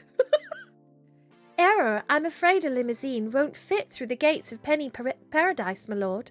A bit concerning. Ah, true, that would be a complication. Nevertheless, I feel 7 alpha is the choice for the perfect evening. Adapt as needs be, Marion. Huzzah! It shall be so. I promise you will cringe yourself inside out, but have a good time! Thank you, Two Flower. Should I ask what romantic preparation package 7 alpha is exactly? No. Spoilers. Little bit of that river song. Bring it. I shall rise to this challenge. Have faith. Tonight shall be the most romantic, most wonderful night of your life. 1 hour later.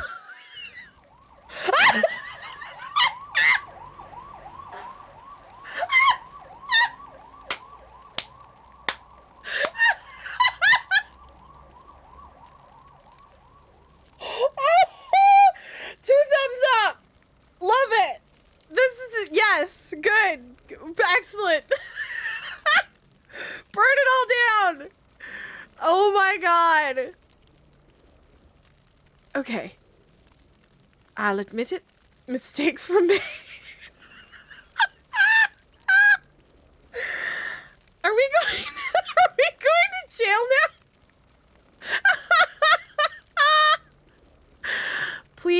Please put out a side story of the most romantic evening of our life. Please. It depends on how fast you can run.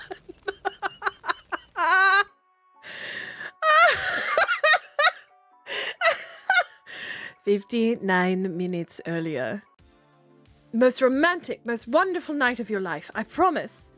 Well then, I'm looking forward to it. Shall we? He offers me his arm so that we can walk arm in arm towards our apparent romantic destiny, and I gratefully accept. Oh, look at the stained glass! Oh my god. A+ set design, by the way. Wait, no, backgrounds. This is a video game, not a television show or movie. Wow. I mean, I knew this place existed. There's lots of expensive, exclusive restaurants and clubs tucked away throughout Pengy Paradise, but I'd only seen very small, very badly compressed JPEGs of La Penguine before today. Nothing like seeing it in person. Designing that flash forward was so fun. I bet it was. It was perfect. That's amazing. What a light orange gradient can express. Just a little flash and then the background sound of the sirens. Chef's kiss. Immediately I feel underdressed, but Loxley doesn't seem to even flinch at strolling into this place wearing his unique... I was gonna say, he's wearing like... He's practically wearing a cape. And after a brief nod to the maitre d', we're immediately escorted to a lovely little table. We settle down at the table as menus with food infinitely more expensive than anything I've had to date are produced. Only after the staff finish lighting all the candles on our table and depart does Loxley explain. If anyone asks, my name is Mr. Jeffries, and I'm the regional business manager for the palace. You're committing identity theft right now, aren't you? You saw what the palace was up to back at Max. Can you blame me for wanting to stiff them with the bill tonight?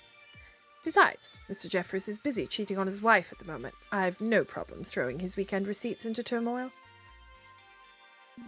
I love this. We're literally eating the rich. This seems like a terrible idea, my dude.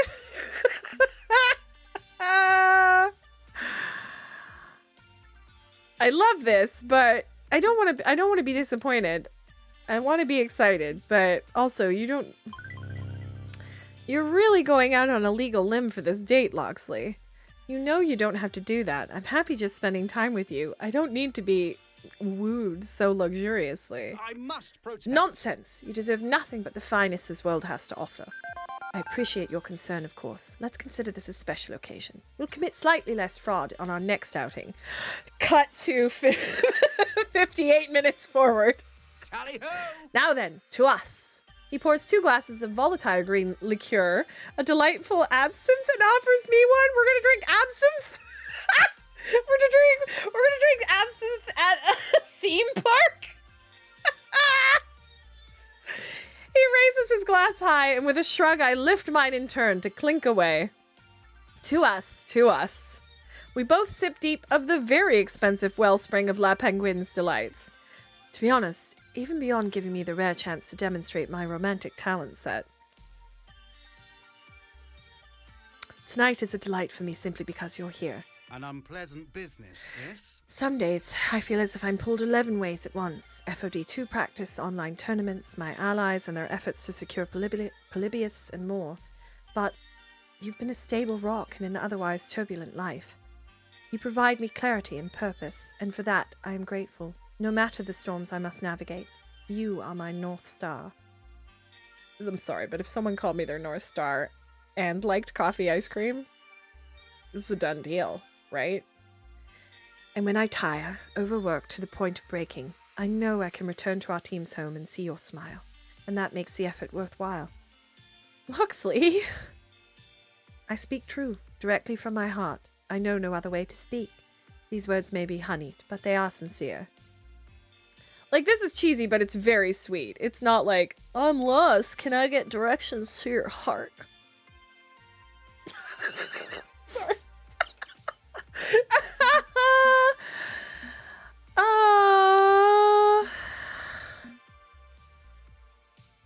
That sounds like we've got that in common. The same feeling of being pulled many directions at once. You may see me as a rock, but trust me, I'm not exactly an immovable object. I'm dealing with so many things at once lately. But having you around to cheer me up and encourage me on, that helps. It helps a lot, Loxley. Similar struggles, similar hopes. One can ask for little more. Well, true love is nice as well, but love can spring from common circumstances. Lean us against each other for support and strength forevermore. A fine way to endure the difficulties of 2020. Beep. Loxley looks up as a number of the waitstaff emerge from the wings carrying bouquets, flower arrangements, and even more candles and other romantic accoutrements. Little by little, our table is surrounded by the kind of fluffy and sweet decoration normally only seen on really sappy greeting cards. Nah, I love it. I love it. Shower me. I mean, a token of my affection for you, Aqua Gem. The fact that he had this, like, on layaway. A simple gesture, nothing more. Good thing I'm not allergic to pollen, I guess. Needless to say, I've been planning the perfect evening of love and joy for some time. Even if I've yet to ever need them, designing such plans was an enjoyable way to pass the time. Oh my god. A rather lonely time, admittedly. My love life was rather bereft. before now. More theoretical than practiced. You'd Have I got a think I'd virgin be on my regular hands? Casanova with my courtly ways, but I've been waiting for the right soul to whom I could open my heart. And that soul belongs to you. I aspire to be the finest lover you've ever had. Chill. And I shall prove that ambition with my actions tonight. Chill. You don't have to do it all in one night. Be perfect. Chill, Loxley. Loxley has no chill. Zero romantic chill. It must be perfect. No. To properly express my affections. Calm down.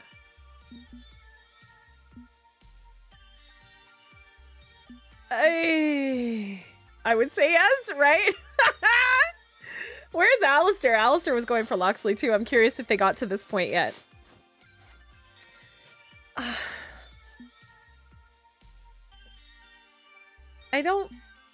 Nobody needs to be perfect. Loxley, this is very kind of you, and I'm glad you're living out your fantasy of such a pleasant date, but I don't want you to feel like you have to perform for me. You can just be yourself, you know? Don't feel you have to go this far just for me. But you're worthy of my very best, and I always offer my very best for the worthy. If that's what you want, okay, but indeed, and I'm not quite finished yet. There's still so much more. Are we gonna light this restaurant on fire with the amount of candles and floral?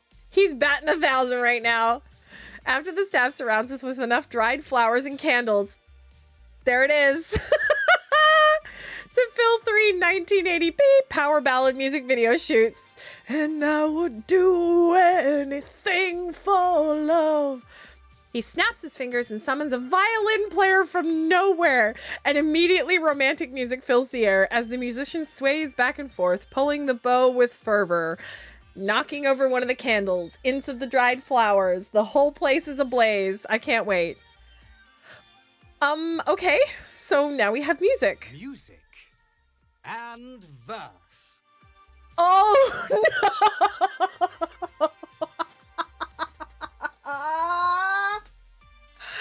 I've made a mistake. He's gonna sing.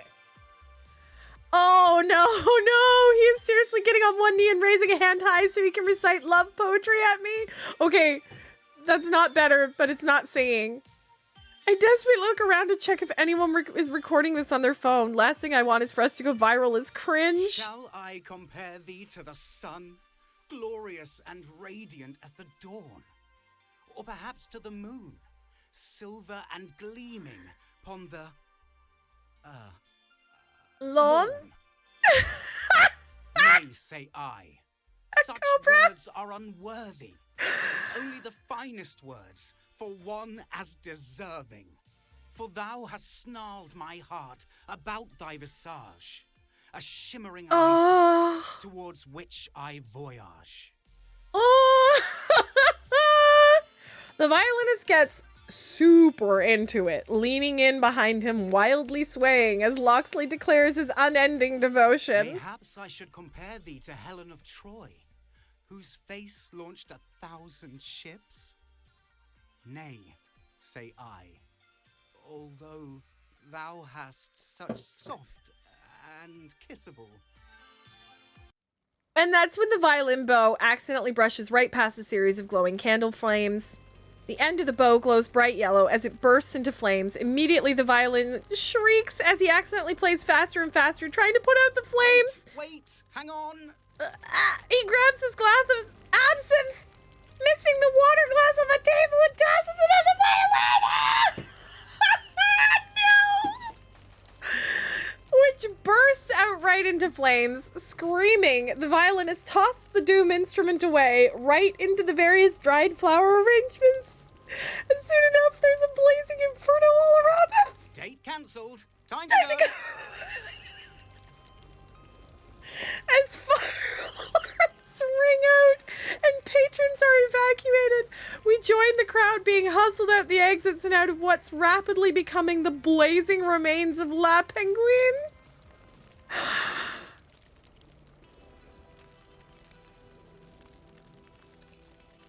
And that's how we found ourselves outside a burning building, watching in horror as it all went to the great restaurant in the sky. It's lit, fam!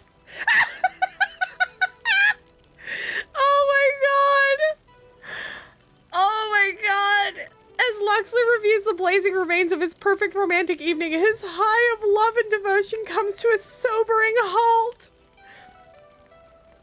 Do you think it was a bit much? Do you think it was a bit much, Loxley? Okay. I'll admit it. Mistakes were made. Are we going to jail now? It depends on how fast you can run. Pretty fast, it turned out. We're just like, what? Crab baskets, indeed.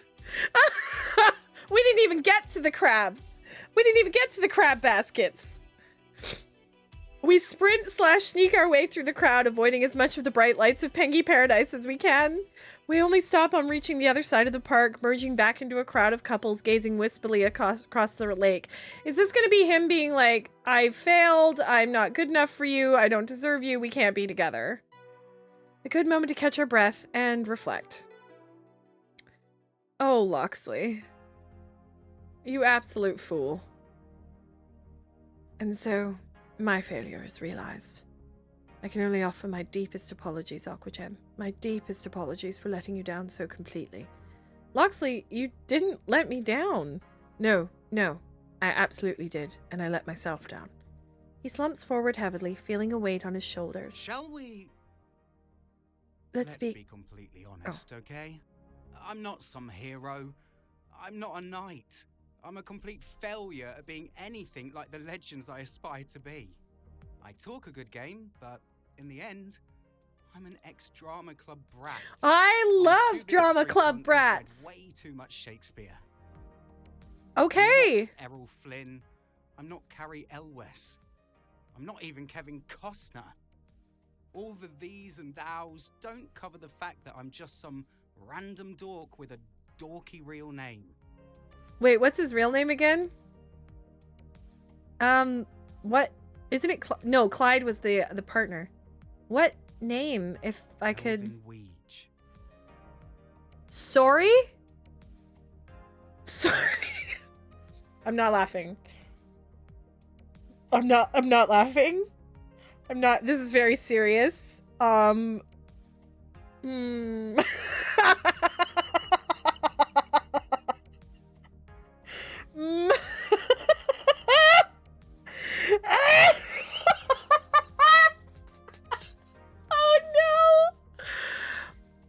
Oh no!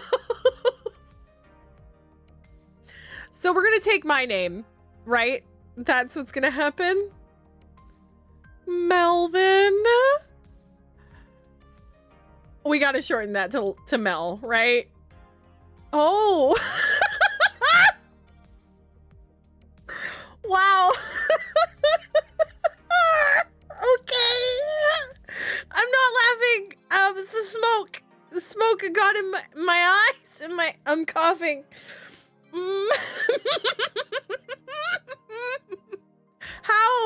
How did you come up with the most dorky name I've ever heard?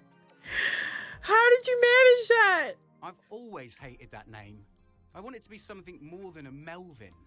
Someone grander, someone better. Yeah, but look at Mel. Like, Mel's a good name. But in the end, I'm just a privileged white boy stumbling through life, pretending he's more classy and cool than he ever truly could be.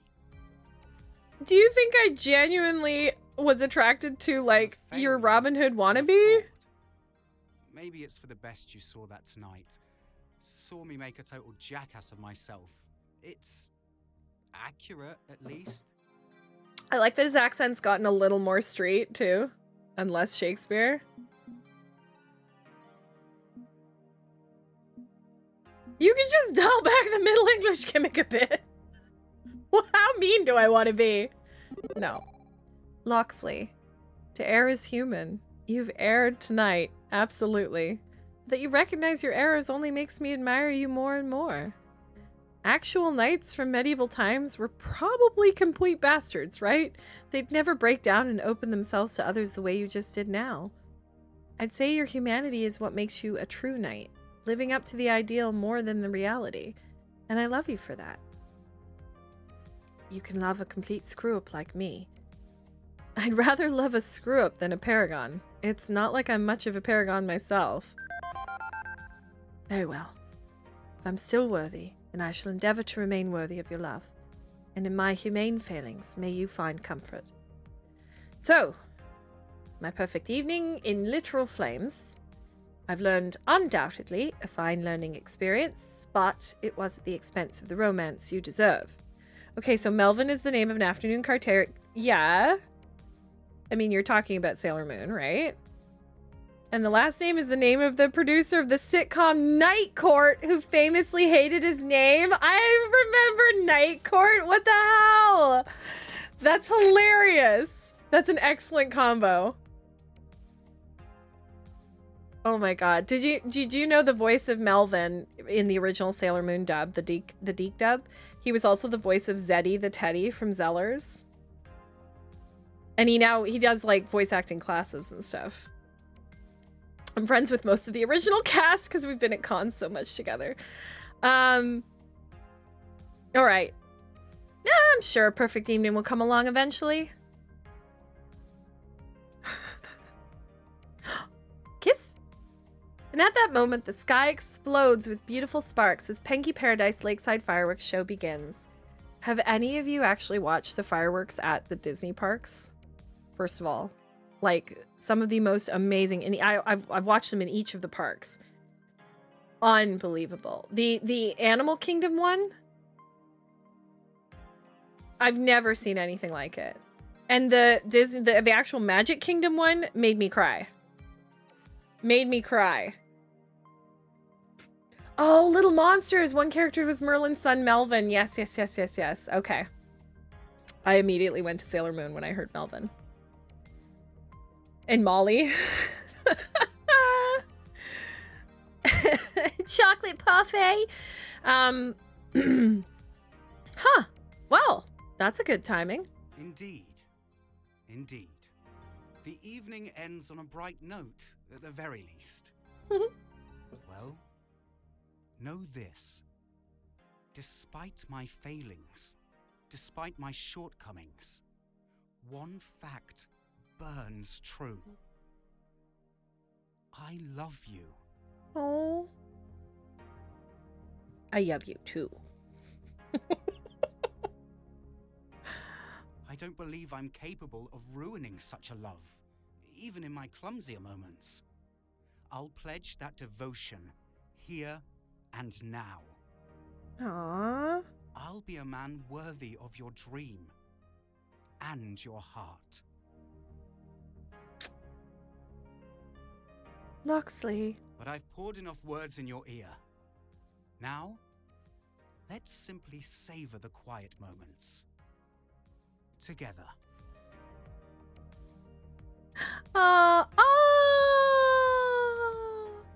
One perfect evening in the company of Loxley.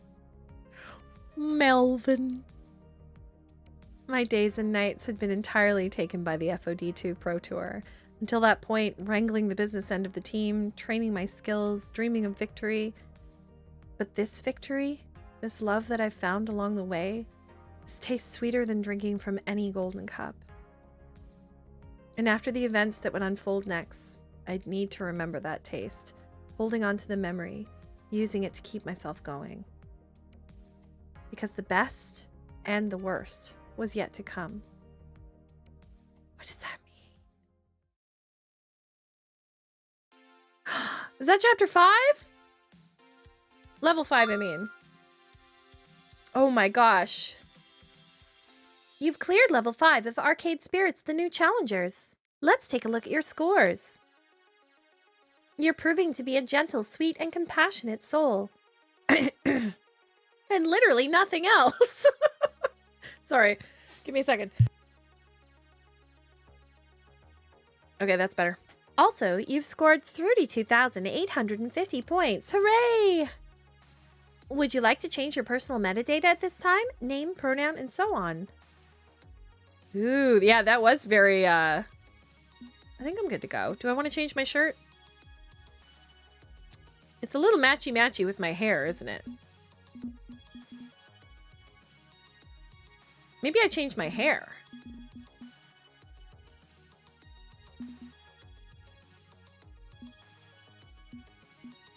Ooh, what if I go like pastel? kind of like that. We gotta have the blue, purple, pink represent, right? Yeah, I like that. This is my winner's shirt for the tournament, the charity tournament. And we'll save the game.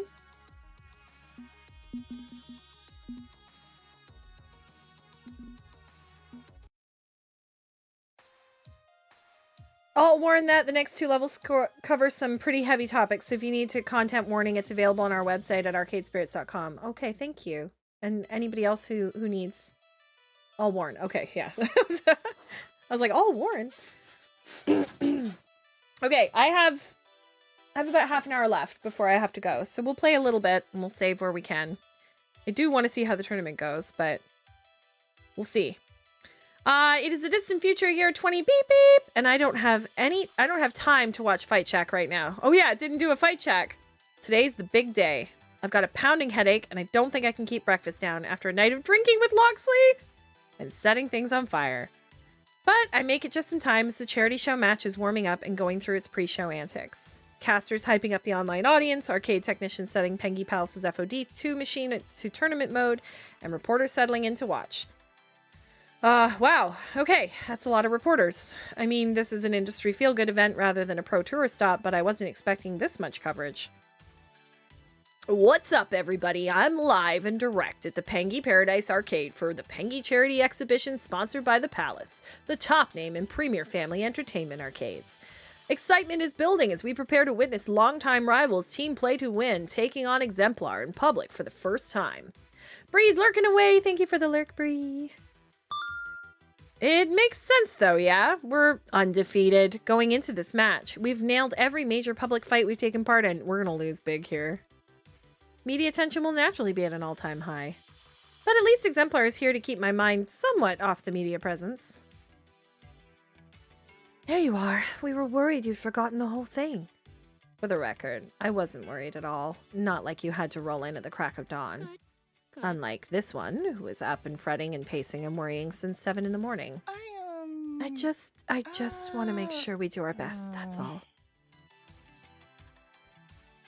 Awful lot of media attention for such a tiny and meaningless charity show match, isn't it?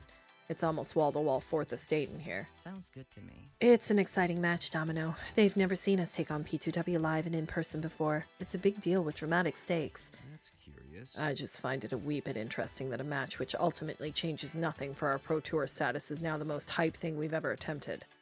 Interesting and concerning. I'm like, if we lose, we lose. Who cares? We've beaten P2W before. We'll beat them again. And this time, they can't weasel and whine their way out of it. Shall we? Let's not forget that this is a charity benefit as well. We're going to do a lot of good today, win or lose. Yeah, feed the hungry, save the world, just as long as we also get to show everyone what we can do. Content warnings, okay. Let's double check. Oh, hello. What's happening? Hooray! Talking Real! How's it going, everyone? Hi! Welcome in! Oh my goodness. I am Aquagem, a freelance artist and variety streamer, and today we are playing some Arcade Spirits, the new challengers. And things are just about to get rather intense. We're going into a big tournament, and I have a feeling it's not gonna be a fun time. Talking Real, thank you so much for the raid. What are you up to? Shout out for Talking Real. Thank you. Hi, James. Hi, Wrath of Woo. Talking Real, what were you playing today? What were you doing? How was your stream? Pity they fired Coda. Would have liked to rub this one in his face after how he treated us before.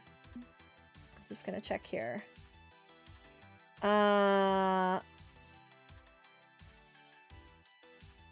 Okay, so we're on to level 6. So just there is a content warning.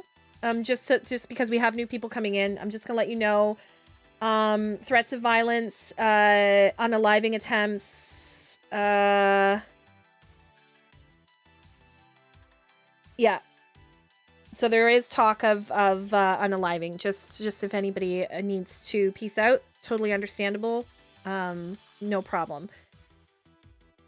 We're playing Fall Guys. Oh my gosh, very fun, very fun. You know what? I played it a couple times. I got it when it like first. I think it was the first time it was on sale or when it came out. But if you're not playing it with like a big group, I feel like I was like I've missed out on that a little bit. But yeah, thank you so much for coming in. And if you need to get anything to eat or drink or take a wee stretch, a break, thank you so much for raiding. I super appreciate it. You know what? I am going to go take a quick bathroom break, and I'm going to put on the BRB wheel so you guys can see a little bit of what I'm about. It's like a clip reel, so you guys can see it. So 5 seconds, well, a little bit longer than that, probably a couple minutes, and I will be right back. But here's some of my content for anybody who's new.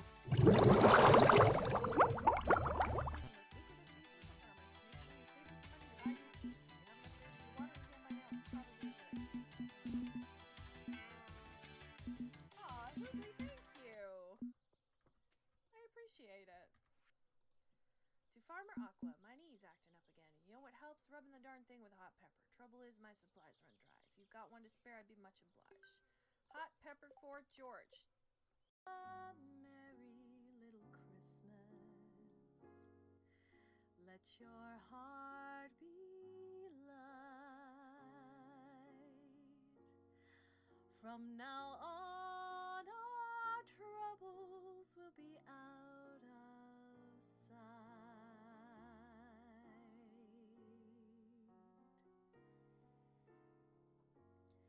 Have yourself a merry little Christmas. Make the Yuletide gay. From now on, our troubles will be miles away.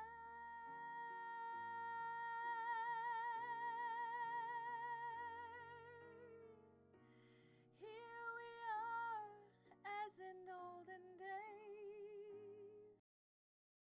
We have Shalaris, Queasy, Cobra, Sleepy. Where are you?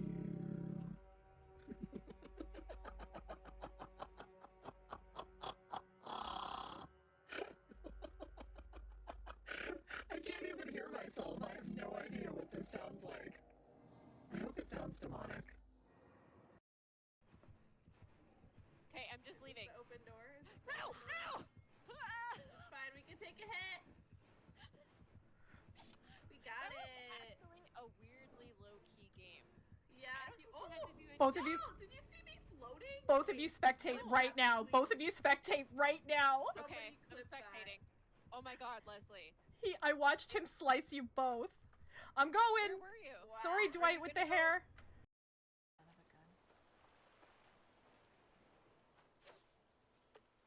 Are you serious? You're killing me. There we go. Come on.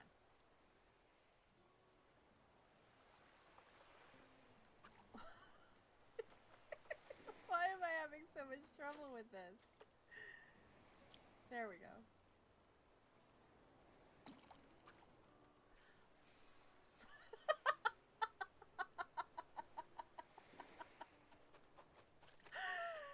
Are you kidding me? Amazing. Amazing. Good to go. Any more letters? What? Ooh. Okay, I'm back. That wasn't. Yes. Run? Oh, that is also one of my one of my most favorite clips.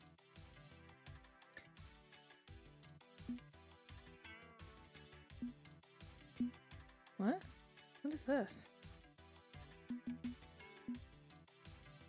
Slow. I think it's good. Yeah, the demonic voice. Also, for anybody who's interested in seeing me have more jump scares, that's going to be tomorrow night. We're going to be playing The Quarry. Okay. Pity they fired Coda. Would have liked to rub this one in his face after how he treated us before.